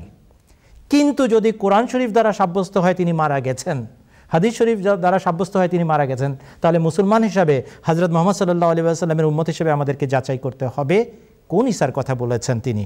আর হুজুর সাল্লাল্লাহু আলাইহি ওয়াসাল্লাম নিজেই বলে গেছেন, ওয়ালাল মাহদিয়্যু ইল্লা ঈসা ইবনু মারইয়ামা, হে মুসলমানরা তোমাদেরকে আমি ঈসা মাসির আগমনের সুসংবাদ দিয়েছি, আমি তোমাদেরকে বলে যাচ্ছি মাহদি ছাড়া দ্বিতীয় কোনো ঈসা নাই। ধন্যবাদ। ধন্যবাদ মাওলানা আব্দুল আউয়াল সাহেব। এরপরে আমরা আসব মাওলানা ফিরোজ আলম সাহেবের কাছে। আমাদের কাছে আমরা এটি জানতে চাইব, স্বভাবতই প্রশ্ন জাগবে যে গত দিনগুলোতে হযরত ঈসা আলাইহিস সালামের মৃত্যু সম্পর্কে যে আয়াতগুলো উপস্থাপন করা হয়েছে, এর বাইরেও ঈসা আলাইহিস সালামের মৃত্যু সম্পর্কে কোনো আয়াত আছে কি? আবু সাহেব, যার কথা আমরা একটু আগেই বললাম, চায়না থেকে আমি দেখতে পাচ্ছি আমার মনিটরে যে তিনিও এই বিষয়ে প্রশ্ন করতে চাচ্ছেন। তো ভাই, আমাদের যেহেতু আগে আগাতে হবে আর আপনার প্রশ্নটি আমরা পেয়ে গেছি আবু সাহেব, তো মাওলানা ফিরোজ আলম সাহেবের কাছে যাচ্ছি আপনার প্রশ্ন নিয়ে। ঈসা আলাইহিস সালাম মারা গেছেন, এ সম্পর্কে পবিত্র কোরআনে আর কোথায় কি আছে? কোরআন শরীফে আমরা বলেছি যে 30-এর মতো আয়াত আছে, যে আয়াতে আল্লাহ তাআলা স্পষ্টভাবে ঘোষণা করেছেন যে হযরত ঈসা আলাইহিস সালাতু ওয়াস সালাম ইন্তেকাল করেছেন। বনি ইসরাইলি ঈসা যিনি 2000 বছর পূর্বে ইসরায়েলি জাতির সংশোধনের জন্য এসেছিলেন। আল্লাহ তাআলা কোরআন শরীফের সূরা আম্বিয়ায় 10 নম্বর আয়াতে বলেন, 10 নম্বর না 9 নম্বর আয়াত, বিসমিল্লাহকে আমরা প্রথম আয়াত মনে করি কোরআনে কারীমের প্রত্যেক সূরার, সেই মোতাবেক 9 নম্বর আয়াত সূরা আম্বিয়ার। আউযু বিল্লাহি মিনাশ শাইতানির রাজিম, বিসমিল্লাহির রহমানির রহিম। আল্লাহ বলছেন যে ওয়ামা জাআলনাহুম জাসাদাল লা ইয়াকুলুনা তাআম ওয়ামা কানু খালিদিন, আর আমরা তাদের এমন দেহ বিশিষ্ট করে বানাইনি যারা খাবার খেত না আর তারা চিরকাল বেঁচেও থাকতো না। এই আয়াতের পূর্ববর্তী আয়াতগুলোতে আল্লাহ তাআলা নবীদের কথা বলছেন। আপনি 6 নম্বর আয়াত পড়ুন, 7 নম্বর আয়াত এবং 8 নম্বর আয়াত, এই আয়াতগুলো পড়ুন। এই আয়াতগুলোতে আল্লাহ তাআলা নবীদের কথা বলছেন, রসুলদের কথা বলছেন। যেমন 8 নম্বর আয়াতে বলছেন ওয়ামা আরসালনা কাবলাকা ইল্লা রিজালান নূহি ইলাইহিম ফাসআলু আহলা যিকরি ইন কুনতুম লা তা'লামুন, আর আমরা তোমার পূর্বে কেবল পুরুষদেরই আমরা রসুল পাঠিয়েছি, রসুল করে পাঠিয়েছি যাদের প্রতি আমরা ওয়াহি করতাম। সুতরাং তোমরা যদি না জেনে থাকো তাহলে ঐশী পুস্তক বিশারদদের জিজ্ঞেস করো। তো 9 নম্বর আয়াতের পূর্বের আয়াত অর্থাৎ 8 নম্বর আয়াতে আল্লাহ তাআলা রসুলদের কথা বলছেন যে তিনি পুরুষদেরকেই রসুল হিসাবে প্রেরণ করেছেন। আর এই রসুলদের সম্পর্কে আল্লাহ বলছেন যে আমরা রসুলদের এমন দেহ দেইনি যা খাবার খাওয়া ছাড়া টিকে থাকতে পারে। এখন হযরত ঈসা আলাইহিস সালামের ক্ষেত্রে দেখি, তিনি কি খাবার খেতেন? এখন কি খান? এই সম্পর্কে কি কোরআনে কারীমে কোনো আয়াত আছে? চলুন আমরা যাই সূরা মায়েদার 76 নম্বর আয়াতে। সূরা মায়েদার এই আয়াতে আল্লাহ তাআলা হযরত মারিয়াম এবং তার পুত্র ঈসা আলাইহিস সালামের কথা বলছেন। পুনরায় বলছি যে বিসমিল্লাহ প্রথম আয়াত, সেই হিসেবে 76 নম্বর আয়াত। আল্লাহ তাআলা বলছেন আউযু বিল্লাহি মিনাশ শাইতানির রাজিম, মাল মাসিহ ইবনু মারইয়াম ইল্লা রাসূল কাদ খালাত মিন ক্বাবলিহির রাসূল। ওয়া উম্মুহু সিদ্দিকা কানা ইয়াকুলানা তাআম। আল্লাহ তাআলা বলছেন যে মরিয়মের পুত্র মসিহ অর্থাৎ ঈসা আলাইহিস সালাম কেবল একজন রসুল, তার পূর্বের সব রসুল অবশ্যই গত হয়ে গেছে। আর তার মা ছিল একজন সিদ্দিকা, সত্যবাদিনী। আল্লাহ তাআলা এরপর বলছেন, এটি হলো শোনার যোগ্য এবং স্মরণ রাখার যোগ্য, শিক্ষা নেওয়ার যোগ্য বিষয়, যে তারা উভয়ই খাবার খেত। দেখো কিভাবে আমরা তাদের জন্য নিদর্শনাবলী সুস্পষ্টভাবে বর্ণনা করছি। আল্লাহ তাআলা বলছেন যে এই যে কথাগুলো আমি এই আয়াতে বলছি এগুলো নিদর্শন। এতে কি নিদর্শন আছে একটু চিন্তা করা দরকার। মরিয়মের এবং তার ছেলের খাবার না খাওয়া এবং না খাওয়া, আল্লাহ তাআলা বলছেন এটি নিদর্শন, এটি থেকে শিখতে হবে। তো এই নিদর্শন এটি যে এক সময় মানুষ হযরত মরিয়মকে এবং তার ছেলেকে অসাধারণ অতি মানব মনে করবে যে খাবার না খেয়েও তারা হয়তো জীবিত থাকতে পারে। আল্লাহ তাআলা এই আয়াতে বলছেন যে তারা খাবার খেতেন অতীতকালে, এখন আর খাবার খান না। অতীতকালের ফর্ম, এটি ফার্স্ট টেন্স। আল্লাহ তাআলা যদি এখন খাবার খেতেন তাহলে বর্তমান কালের ফর্ম ইউজ করতেন, কিন্তু আল্লাহ বলছেন যে কোনো সময় তারা খাবার খেতেন, they use to take food, এখন আর খাবার খান না। সূরা আম্বিয়ার 9 নম্বর আয়াতে আল্লাহ তাআলা বলছেন যে আমরা নবীকেও এমন দেহ দেইনি যে খাবার না খেয়ে জীবিত থাকতে পারে। তো এই দুটো আয়াত এক জায়গায় রেখে আপনি সমীকরণ বের করেন যে ঈসা আলাইহিস সালাম, ফলাফল হবে ঈসা আলাইহিস সালাম মৃত্যুবরণ করেছেন। অত্যন্ত স্পষ্ট বিষয়, যদি বক্রতা না থাকে কারো মাথায় তার এটি বুঝতে কোনো অসুবিধা হওয়ার কথা নয়। ধন্যবাদ মাওলানা ফিরোজ আলম সাহেব। ভাই আবু, আপনি যে প্রশ্নটি করতে চাচ্ছিলেন ঈসার মৃত্যু সম্পর্কে, আশা করি এই দুটি আয়াত দ্বারা আপনার কাছে বিষয়টি স্পষ্ট হয়েছে। যদি এরপরও আপনি বোঝার ক্ষেত্রে কোনো সমস্যা মনে করেন তাহলে আপনি আবারও প্রশ্ন করতে পারেন। দর্শক, আমাদের আজকের অনুষ্ঠান 1.5 ঘন্টার, আমরা এখন একটি ছোট্ট বিরতি নিব। বিরতির পরে আবার আপনাদের কাছে ফিরে আসবো। আশা করি আপনারা আমাদের সাথেই থাকবেন। বিরতির সময় আমরা আপনাদেরকে দেখাবো একটি নাতে রসুল। তো চলুন শুনে নেওয়া যাক নাতে রসুলটি। হেরা হতে হেলে দুলে নুরানি তনু ওকে আসে হায়, সারা দুনিয়ার হেরেমের পর্দা খুলে খুলে যায়, সে যে আমার কমলেওয়ালা কমলেওয়ালা। হেরা হতে হেলে দুলে নুরানি তনু ওকে আসে হায়, সারা দুনিয়ার হেরেমের পর্দা খুলে খুলে যায়, সে যে আমার কমলেওয়ালা কমলেওয়ালা। তার ভাবে বিভোল রাঙা পায়ের তলে পর্বত জঙ্গম টলমলো টলে, তার ভাবে বিভোল রাঙা পায়ের তলে পর্বত জঙ্গম টলমলো টলে। খোরমা খেজুর বাদাম জাফরানি ফুল, খোরমা খেজুর বাদাম জাফরানি ফুল ঝরে ঝরে যায়, সে যে আমার কমলেওয়ালা কমলেওয়ালা। হেরা হতে হেলে দুলে নুরানি তনু ওকে আসে হায়, সারা দুনিয়ার হেরেমের পর্দা খুলে খুলে যায়, সে যে আমার কমলেওয়ালা কমলেওয়ালা। আসমানে মেঘ চলে ছায়া দিতে, পাহাড়ের আঁসু গলে ঝরনারো পানিতে।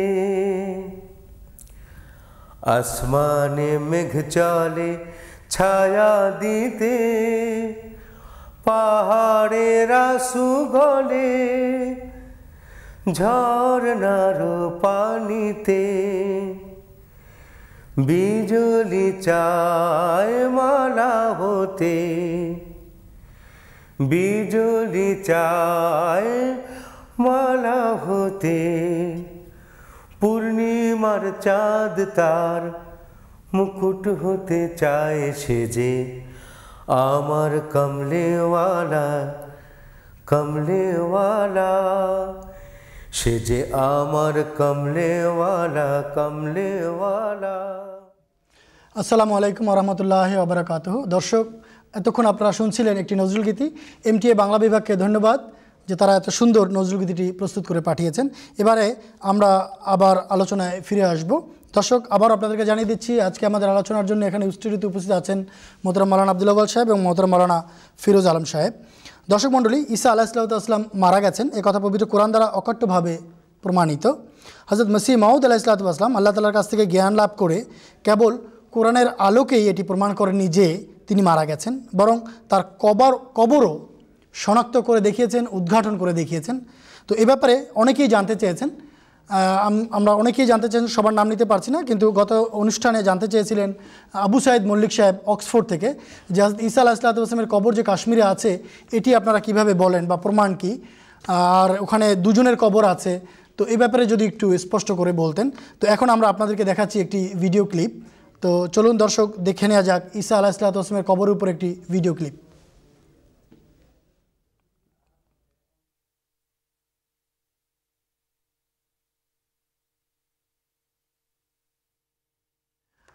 দর্শক, আমাদের এখনও ভিডিওটি আমরা দেখাতে পারছি না, একটু সময়ের মধ্যেই হয়তো আমরা দেখাতে পারবো। তবে আমি আসছি এ সময় মাওলানা আব্দুল আউয়াল সাহেবের কাছে, যে পর্দার ব্যাপারে একজন ভাই প্রশ্ন করেছিলেন ঢাকা থেকে, নাজিম সাহেব। তো সম্প্রতি আপনি বলছেন যে ইউরোপের বিভিন্ন দেশে এই ব্যাপারে আন্দোলন চলছে, যদি বলতেন। এইটা খুবই দুঃখজনক এবং আমরা খুবই বেদনা অনুভব করি এই অবস্থার কারণে। মুসলমানদের কে তাদের স্বাধীনতা, তাদের ধর্মীয় শিক্ষা পালন করতে বিরত করতে পারে, এটা মৌলিক স্বাধীনতা বিরোধী একটি পদক্ষেপ। এবং এখন লজ্জায় মাথা হেট হয়ে যাওয়া উচিত এই পশ্চিমা বিশ্বের লোকদের। তারা এখন কিন্তু আর নিজেদেরকে মৌলিক মানবাধিকারের ধারক বাহক হিসাবে ঘোষণা দিতে পারবে না, কেননা তারা মানুষের ধর্মীয় স্বাধীনতায় হস্তক্ষেপ করছে। এটার বিরুদ্ধে আমাদের খলিফা হুজুর হজরত মির্জা মসরুর আহমদ আইয়াদাহুল্লাহ তাআলা বেনাসরুল আজিজ খুতবার ভিতরে বলেছেন, এবং এখানে যে পিস কনফারেন্সটা হয়ে গেল, লর্ড এভবেরিকে যে আহমেদিয়া পিস অ্যাওয়ার্ড দেওয়া হলো, সেখানে যে বক্তৃতা তিনি দিয়েছিলেন সেখানে তিনি এই বিষয়টি উল্লেখ করেছেন যে বলো আমাকে বিশ্ববাসী, আমি কিভাবে পোশাক পরলাম বা না পরলাম এটাতে আমার দেশ বা সমাজের ক্ষতিটা কি হচ্ছে, আমি সমাজের জন্য বিপদ কিভাবে সাব্যস্ত হচ্ছি। আমি এটাও বলবো যে যারা এই ব্যাপারে গবেষণা করতে চান, প্রেসিডেন্ট ওবামা তার কায়রো লেকচার 4 জুন গত বছর 2009-তে সেখানেও কিন্তু পোশাকের স্বাধীনতা কথা উল্লেখ করেছিলেন, যে যেভাবে পোশাক পরিধান করতে চায় সেখানে হস্তক্ষেপ করা যাবে না। কিন্তু পশ্চিমা বিশ্বের একাংশের এই পদক্ষেপ তাদের ঘোষিত মানবাধিকারের বিরুদ্ধে।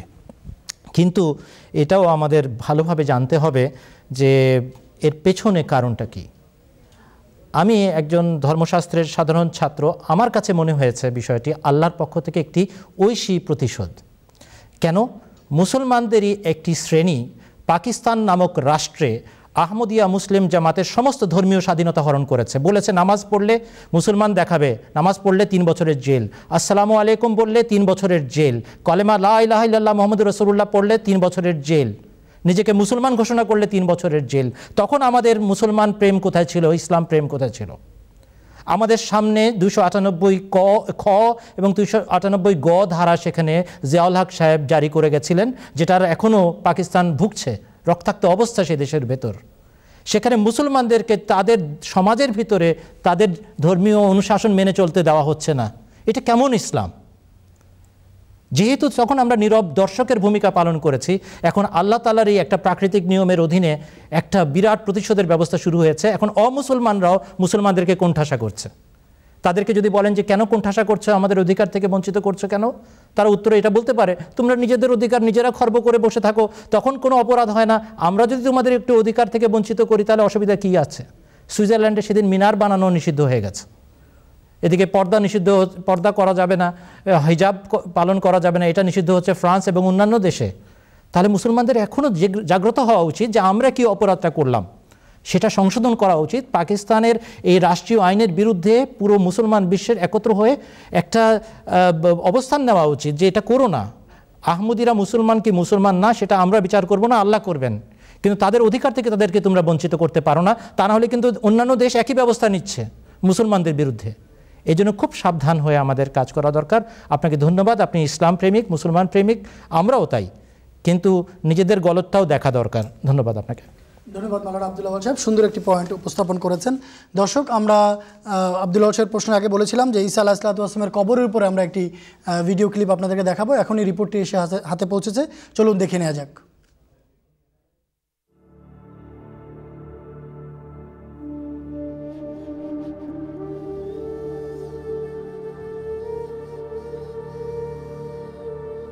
যদিও কারো মৃত্যু সাব্যস্ত করার জন্য তাঁর কবরের চিত্র দেখানো আবশ্যক নয়, তথাপি আল্লাহ তাআলা হজরত ঈসা আলাইহিসসালামের সমাধি সংরক্ষণ করে সংশ্লিষ্ট সবার কাছে তাঁর মৃত্যুর ঘোষণা স্পষ্টভাবে পৌঁছে দেওয়ার ব্যবস্থা করেছেন।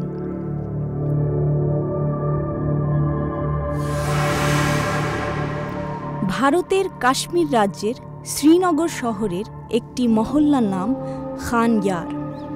এখানে সমাধিস্থ আছেন হজরত ঈসা আলাইহিসসালাম,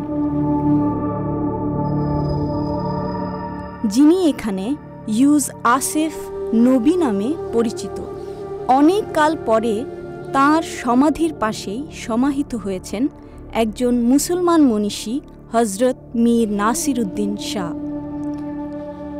দর্শক, ঈসা আলাইহিসসালামের কবরটি ইহুদি রীতি অনুযায়ী পূর্ব পশ্চিমমুখী এবং অন্যটি ইসলামী রীতি অনুসারে উত্তর দক্ষিণমুখী।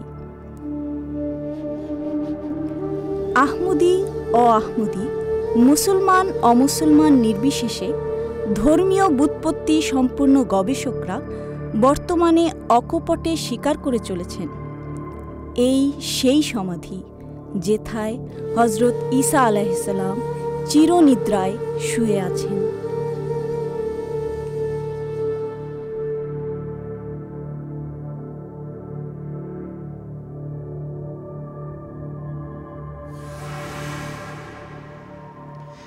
ধন্যবাদ মিসেস শওকত জাকারিয়া, খুব সুন্দরভাবে আপনি উপস্থাপন করলেন এই ভিডিও ক্লিপটি।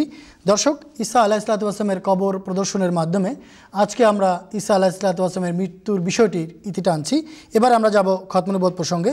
আর খতমুনবুওয়াত প্রসঙ্গে হযরত মির্জা গোলাম আহমদ কাদিয়ানী আলাইহিসসালাম কী বলেছেন তা শুনব তার একটি উদ্ধৃতির আলোকে, এবং কিশতি নূহ তার বিখ্যাত গ্রন্থে তিনি কি বলেছেন তা এখন আমরা শুনব। রিপোর্টটি আমাদের হাতে আসার আগে আমি আপনাদেরকে একটি ইমেইল পড়ে শোনাচ্ছি। উৎসাহ ব্যঞ্জক একটি ইমেইল আমরা পেয়েছি মোহাম্মদ কাউসার আলম কায়েদ, মসজিদ কোদামুল আহমদিয়া, আহমদনগর থেকে। তিনি বলেছেন, আসসালামু আলাইকুম রহমতুল্লাহ বারাকাতুহু। অত্যন্ত আনন্দের সাথে জানাচ্ছি যে আহমদিয়া মুসলিম জামাত আহমদনগরের উদ্যোগে আবারও পঞ্চগড় জেলার সকল কেবল লাইনে সত্যের সন্ধানে অনুষ্ঠানের জন্য এমটিএ চালু করার ব্যবস্থা করা হয়েছে, এবং মানুষ প্রায় পুরো জেলা জুড়ে এমটিএ দেখছে এবং অত্যন্ত আগ্রহের সাথে দেখছে। আমাদের পঞ্চগড়বাসীর জন্য আপনাদের কাছে বিশেষ দোয়ার আবেদন করছি।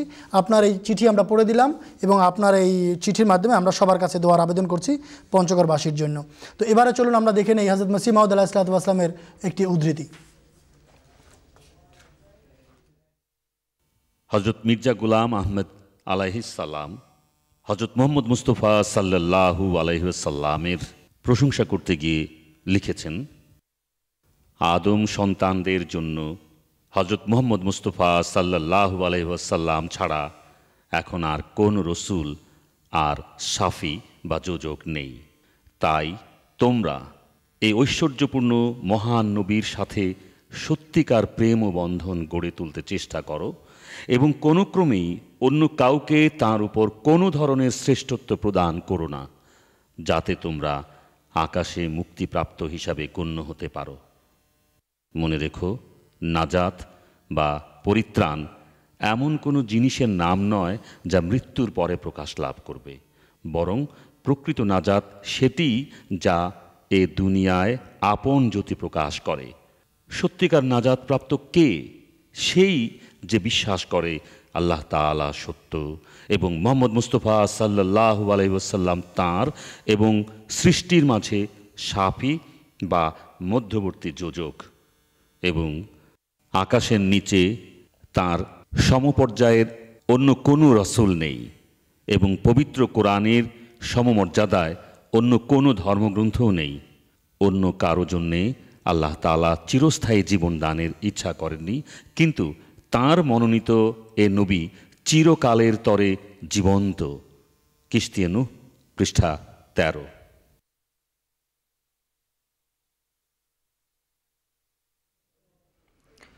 দর্শক, আমরা শুনছিলাম হযরত মসিহ মাউদ আলাইহিসসালামের একটি বিখ্যাত উদ্ধৃতি। এবার একটি ফোন কল নিচ্ছি। আবু তাহের সাহেব আছেন লাইনে শিলিগুড়ি থেকে। আসসালামু আলাইকুম। আবু তাহের সাহেব, টেলিভিশনের ভলিউম একটু কমিয়ে দিন। ওয়ালাইকুম আসসালাম। আসসালামু আলাইকুম। ওয়ালাইকুম আসসালাম ওয়া রাহমাতুল্লাহ। আসসালামু আলাইকুম। জি, আমরা শুনছি, বলুন। আসসালামু আলাইকুম। ওয়ালাইকুম আসসালাম। আচ্ছা, আমাদের প্রশ্ন হচ্ছে এই যে এলাকাতে মৌলানা সাইদি সাহেব বাংলাদেশের যিনি প্রখ্যাত আলেম, জি জি, তার যে ক্যাসেটে ইমাম মেহেদী আলাইহিস সালাম প্রসঙ্গে যে মৃত্যু সম্পর্কে বিভিন্ন ধরনের অপপ্রচার চালানো হচ্ছে, যে তিনি নাউযুবিল্লাহ মিন যালিক পায়খানা করে মারা গেছেন, ওনার মৃত্যু প্রসঙ্গে বিস্তারিতভাবে যদি বলা হয় তাহলে আমাদের যে এখানে বহু গায়ের আহমদী ভাই এখানে এসেছেন 14 জনের উপরে, ওনাদের কাছে এই জিনিসটা বিশেষভাবে ক্লিয়ার হয়ে যায়। ধন্যবাদ আবু তাহের সাহেব। ধন্যবাদ আবু তাহের সাহেব, আমরা আপনার প্রশ্ন পেয়েছি। মাওলানা ফিরোজ আলম সাহেবের কাছে রাখছি প্রশ্নটি। এটি চিরাচরিত রীতি যে খোদা তাআলার পক্ষ থেকে যিনি আসেন জীবদ্দশায়ও তাকে কষ্ট দেয়া হয় এবং তার ইন্তেকাল সম্পর্কে অনেক আজে বাজে কথা সমাজে প্রচলিত করা হয় বা প্রচলন দেয়া হয়। হযরত মির্জা সাহেব সম্পর্কে একই রীতি অনুসৃত হয়েছে, যে নতুন কোনো কিছু নয়। এরা মনে করে যে এই ধরনের আজে বাজে কথা বলে সত্য থেকে মানুষকে দূরে রাখা যাবে, কিন্তু খোদা তাআলা কোরআন শরীফে বলেছেন, প্রতিশ্রুতি দিয়েছেন যে সত্যকে কখনো মানুষের ফুৎকার নিভাতে পারে না, সত্যের জ্যোতি। সত্য অবশ্যই পৃথিবীতে প্রতিষ্ঠিত হয়। হযরত মির্জা গোলাম আহমদ আলাইহিস সালাতু ওয়াস সালাম লাহোরের একটি দোতলা বাড়িতে ইন্তেকাল করেছেন। তাই এই কথা যে সম্পূর্ণভাবে মিথ্যা এবং ভিত্তিহীন, দোতলা বাড়ি এই শব্দটাই এর জন্য যথেষ্ট। তিনি 1908 সনের মে মাসে ইন্তেকাল করেন। 26শে মেতে তার ভক্তকুল পরিবেষ্টিত ছিলেন তিনি।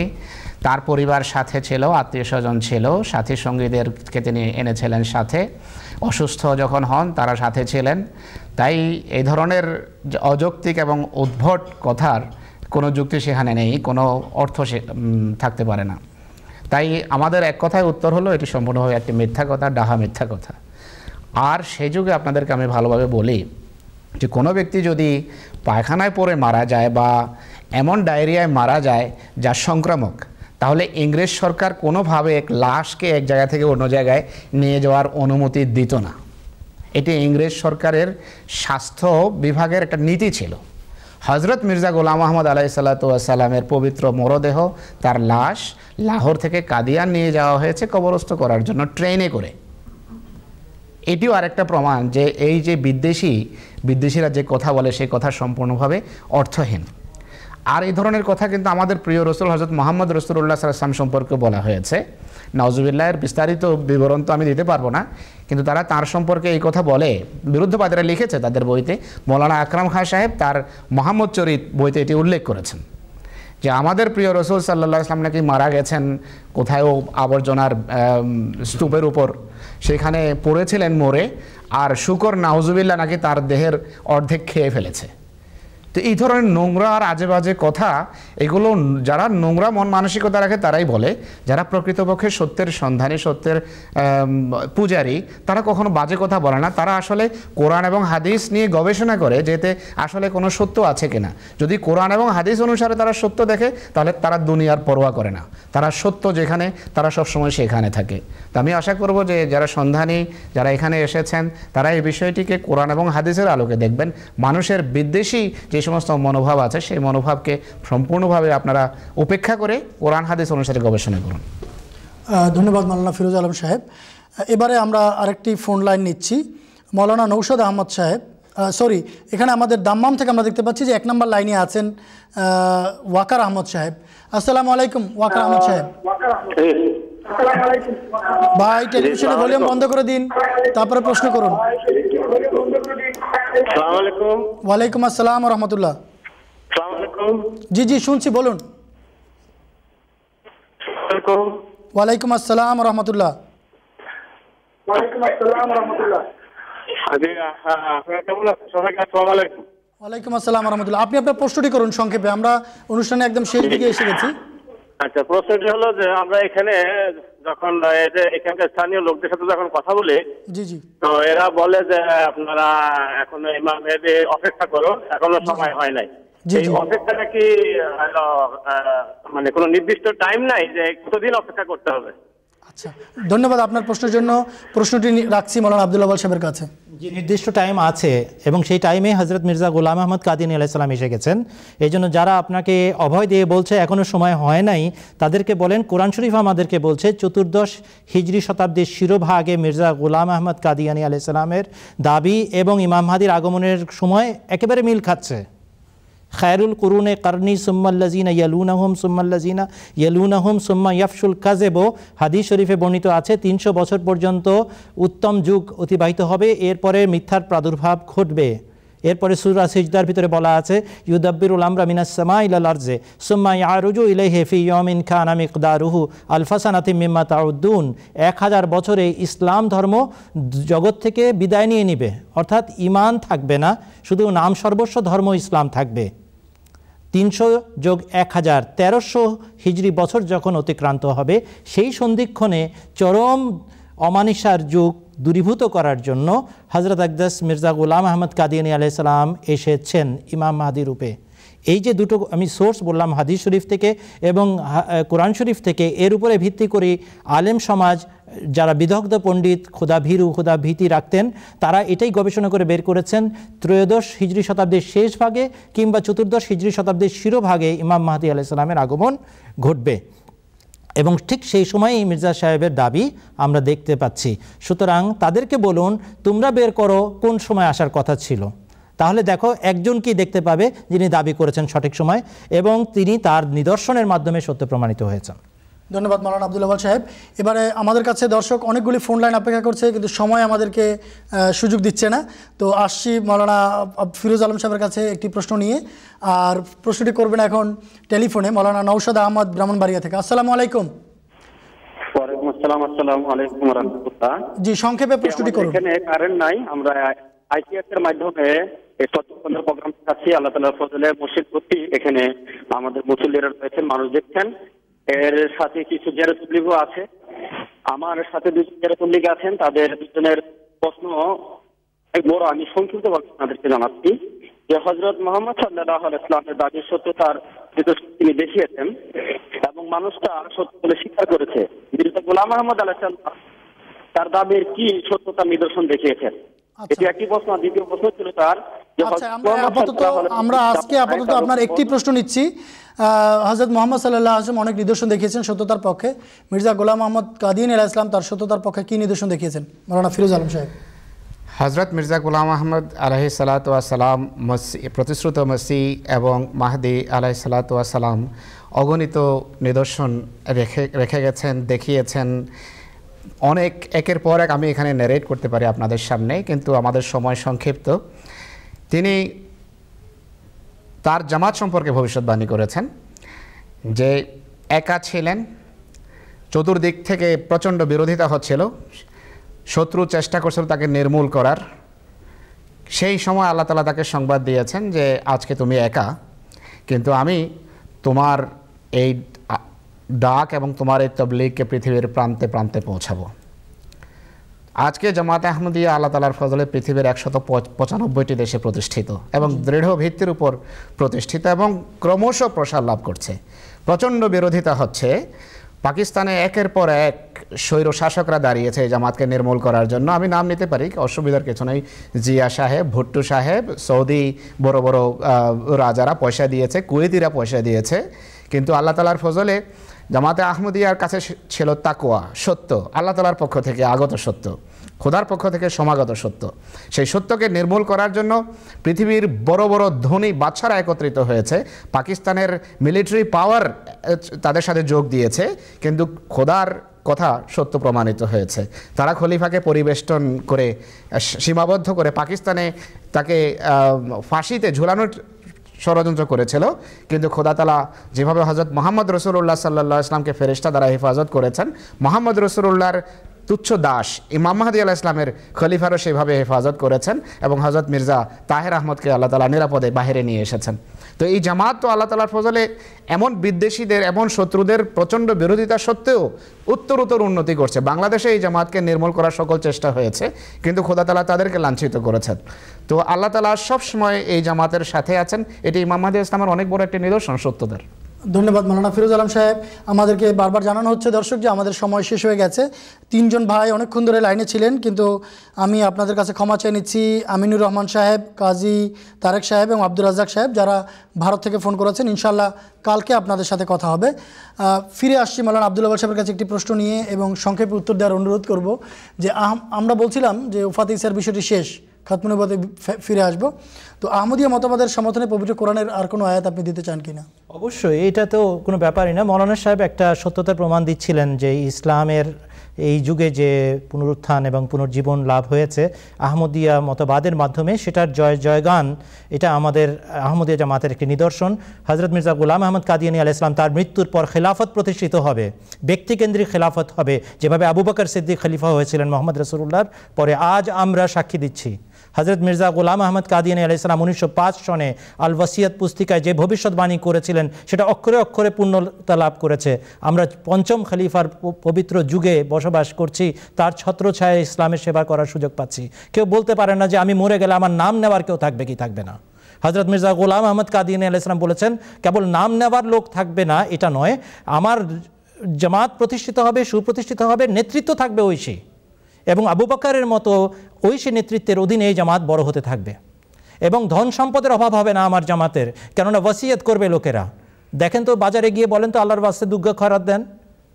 আর এই জামাত পাগলের মতো কোটি কোটি টাকা প্রত্যেক দিন ফেলছে আল্লাহর জামাতের জন্য, ধর্মের জন্য। কোনো মতে যদি আল্লাহ তাআলা আমাদেরকে গ্রহণ করে নেন ইসলামের সেবা করার কারণে। এই জামাতের নিদর্শন হযরত মির্জা গোলাম আহমদ কাদিয়ানী আলাইহিস সালাম যে সমস্ত দিয়েছেন তার মধ্যে একটি আমি বলতে চাই, যেটা আমরা সাধারণত উচ্চারণ করি না, করা উচিত। তিনি ভবিষ্যৎবাণী করেছিলেন পণ্ডিত দয়ানন্দের অধীনে যে আর্য সমাজী বিদ্বেষীরা, ইসলাম বিদ্বেষীরা জন্মগ্রহণ করেছে, এটা এত নোংরা এক মতবাদ যেটা টেকার যোগ্য নয়। আল্লাহ তাআলা এটাকে বেশি দিন রাখবেন না। আজ আর্য সমাজী নাই, আর্য সমাজী বলে কোনো সংগঠন নাই। আল্লাহ তাআলা সেই ধর্মমতকে নিশ্চিহ্ন করে দিয়েছেন। হযরত মির্জা গোলাম আহমদ কাদিয়ানী আলাইহিস সালাম বলেছেন আমার এক পুত্র সন্তান হবে যার মধ্যে এই আলামতগুলো, এই লক্ষণগুলো বাস্তবায়িত হবে এবং সৃষ্টি হবে, এবং তিনি সারা পৃথিবীতে ইসলামের জয়গান গাইবেন এবং পৃথিবীতে ছড়িয়ে দিবেন। তার অধীনে আমার জামাত উন্নতি লাভ করবে। হযরত মির্জা বশির উদ্দিন মাহমুদ আহমদ সেই ব্যক্তি যিনি হযরত মির্জা গোলাম আহমদ কাদিয়ানী আলাইহিস সালামের দোয়ার ফসল ছিলেন, নিদর্শন ছিলেন। একটা বলা আরম্ভ করলে শেষ হতে চায় না, সময় শেষ হয়ে যায়। এই জন্য ভাই আমাদেরকে ক্ষমা করবেন, শুধু এতটুকু ইঙ্গিত দেওয়াই যথেষ্ট যে নিদর্শনের কোনো অভাব নাই। তারেক মুবাশশির সাহেব, খাতমে নবুয়তের বিষয় যদি বুঝতে হয়, যে কোনো বাঙালি সুন্নি মুসলমান শেষ এই আয়াতটা জানে। আউযুবিল্লাহি মিনাশ শাইতানির রাজিম, সূরা আলী ইমরানের 32 নম্বর আয়াতে আল্লাহ তাআলা বলেছেন কুল ইন কুনতুম তুহিব্বুনাল্লাহা ফাত্তাবিউনি ইউহিব্বুকুমুল্লাহ ওয়া ইয়াগফির লাকুম যুনুবাকুম ওয়াল্লাহু গফুরুর রহিম। তুমি ঘোষণা দাও হে মুহাম্মদ সাল্লাল্লাহু আলাইহি ওয়াসাল্লাম, তোমরা যদি আল্লাহকে ভালোবেসে থাকো তাহলে আমার অনুসরণ করো, এর ফলশ্রুতিতে আল্লাহ তাআলা তোমাদেরকে ভালোবাসবেন। আল্লাহ তাআলা যাকে ভালোবাসেন তার সাথে কথা বলেন, তাকে নৈকট্য দান করেন। হযরত মির্জা গোলাম আহমদ কাদিয়ানী আলাইহিস সালাম এই পথে আল্লাহ নৈকট্য লাভ করেছেন। ধন্যবাদ মাওলানা আব্দুল ওয়াহাব সাহেব। আমি দর্শক একেবারে অনুষ্ঠান শেষে চলে এসেছি। মাওলানা ফিরোজ আলম সাহেবের কাছে আসবো যে 1 মিনিটে যদি আজকে আপনি আমাদের আলোচনার ইতি টানতেন বা সারসংক্ষেপ বলে দিতেন। সংক্ষেপে শুধু এই অনুরোধ করব যে যিনি এসেছেন খোদা তাআলার পক্ষ থেকে এসেছেন, হযরত মুহাম্মদ রাসূলুল্লাহ সাল্লাল্লাহু আলাইহি ওয়াসাল্লামের ভবিষ্যৎবাণী অনুসারে এসেছেন, সত্য মসিহ এবং সত্য মাহদী। মুহাম্মদ রাসূলুল্লাহ সাল্লাল্লাহু আলাইহি ওয়াসাল্লামের এই মাহদীর সত্যতা আমরা আমাদের ভাষার দুর্বলতার কারণে, ব্যক্তিগত দুর্বলতার কারণে পুরোপুরি তুলে ধরতে পারি না। এটি আমাদের অযোগ্যতা এবং অক্ষমতা। কিন্তু মুহাম্মদ সাল্লাল্লাহু আলাইহি ওয়াসাল্লাম বলেছেন যে আমার এই মাহদী এবং মসিহ যখন আসেন তার হাতে তোমরা বয়াত করবে। বয়াতের পথে যত বাধাই আসুক না কেন সে বাধা অতিক্রম করে তার কাছে যাবে, তার হাতে বয়াত করবে, তাকে আমার সালাম পৌঁছাবে। আমিও অনুরোধ করব যে হযরত রাসূল করিম সাল্লাল্লাহু আলাইহি ওয়াসাল্লামের এই মাহাদিকে আপনারা গ্রহণ করুন। ধন্যবাদ মাওলানা ফিরোজ আলম সাহেব। মাওলানা আব্দুল ওয়াল সাহেব, আপনি আর কোনো পয়েন্ট বলতে চান কিনা? 1 মিনিটে যদি শেষ করে দেন। এই পয়েন্টটা এতটুকুই আবেদন ছিল যে বাংলাদেশের মানুষ যুক্তির মাধ্যমে, আধ্যাত্মিকতা চর্চার মাধ্যমে মুসলমান হয়েছে। আমাদের পূর্বপুরুষরা হিন্দু ছিলেন। এখানে সাম্যবাদের যে শিক্ষা, ভ্রাতৃত্ববোধের যে শিক্ষা ইসলামের মনীষীরা আমাদেরকে শুনিয়েছিলেন, তার কারণে দলে দলে আমাদের পূর্বপুরুষরা মুসলমান হয়েছিলেন। আমরা যুক্তির ভক্ত, আমরা ভালোবাসার কাঙ্গাল। সেই একই যুক্তি, ভালোবাসা, ভ্রাতৃত্ব, ঐক্যের আহ্বান জানাচ্ছেন হযরত মির্জা গোলাম আহমদ কাদিয়ানী আলাইহিস সালাম এবং তার খলিফা। আপনারা কি ডাকে সাড়া দিবেন না? বাংলার মানুষ যদি যুক্তি না বুঝে, বাংলার মানুষ যদি আধ্যাত্মিকতা না বুঝে, তাহলে কোন জাতি বুঝবে? আল্লাহ তাআলা আমাদের সবাইকে হযরত আকদাস মুহাম্মদ রাসূলুল্লাহ সাল্লাল্লাহু আলাইহি ওয়াসাল্লামের শান্তির ধর্মের অনুসারী বানান। ধন্যবাদ মাওলানা আব্দুল ওয়াহাব সাহেব। দর্শক, আমরা আমাদের অনুষ্ঠানের শেষ প্রান্তে পৌঁছে গেছি। শুধুমাত্র আপনাদের অনেকেরই আমরা ইমেইল এবং ফ্যাক্সের উত্তর দিতে পারিনি এবং ফোন লাইনের উত্তর দিতে পারিনি, শুধু আপনাদের নামগুলোই আমরা নিয়ে দিচ্ছি। আবরার মাসুদ সিরাজি সাহেব, আপনি 8ম শ্রেণীর একজন ছাত্র। আপনি একটি প্রশ্ন করেছিলেন, ইনশাআল্লাহ চেষ্টা করব আগামীকালকে এটি পেশ করার জন্য। এছাড়া আরিফ মোহাম্মদ সাহেব ভারত কবিরা জামাত থেকে তিনি প্রশ্ন করেছিলেন 2টি। আপনার প্রশ্ন চেষ্টা করব কালকে নেয়ার জন্য। আরিফুল হক কুষ্টিয়া থেকে মোবারকবাদ জানিয়েছেন। মোহাম্মদ শুক্কুর আলম ভারত থেকে, ইকরামুল হক মালদা পশ্চিমবঙ্গ থেকে, তৌফিক আহমদ কানাডা থেকে, ফিরোজ আলম শিলিগুড়ি ভারত থেকে, নজরুল ইসলাম ভারত থেকে, আব্দুল জব্বার মোল্লা আসাম থেকে ফোন করেছিলেন, নাসরিন আক্তার জলি সাহেবা কানাডা থেকে ফোন করেছিলেন, জাফর সাদিক সাহেব ভারত থেকে ফোন করেছিলেন, শেখ সাদি বিবারিয়া থেকে, রহমতুল্লাহ বিবারিয়া, আলামিন বিবারিয়া, বশির আহমদ ঢাকা থেকে, জহুরুল ইসলাম সাহেব আসাম থেকে, গাজী মাজহারুল খোকন করোনা জামাত থেকে এবং মোহাম্মদ জিলুর রহমান পশ্চিম মালদা ভারত থেকে ফোন করেছেন। এছাড়া বোন আবিদাও ফোন করেছিলেন আসাম থেকে। আপনাদের সবাইকে আমরা মোবারকবাদ জানাচ্ছি এবং আপনাদের মোবারকবাদ আমরা পেয়েছি। আপনারা আমাদের অনুষ্ঠানের জন্য দোয়া করুন। আগামীকাল ইনশাআল্লাহ দর্শক আপনাদের সাথে আবার দেখা হবে। আজকে আমরা চেষ্টা করেছি আমাদের অনুষ্ঠান যথাযথভাবে উপস্থাপন করার, কতটুকু পেরেছি, কতটুকু সম্ভব হয়নি, সবই আপনাদের সামনে আছে। মাওলানা আব্দুল ওয়াহাব সাহেব এবং ফিরোজ আলম সাহেবকে ধন্যবাদ জানিয়ে আজকের মতো আমরা অনুষ্ঠানের এখানেই ইতি টানছি। আবারও আগামীকাল দেখা হবে। আসসালামু আলাইকুম ওয়া রাহমাতুল্লাহি ওয়া বারাকাতুহু। আউযু বিল্লাহি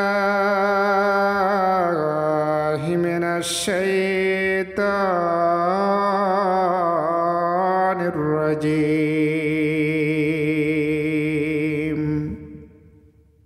ওয়া কুলিল হাক্কু মির রাব্বিকুম ফামান শাআ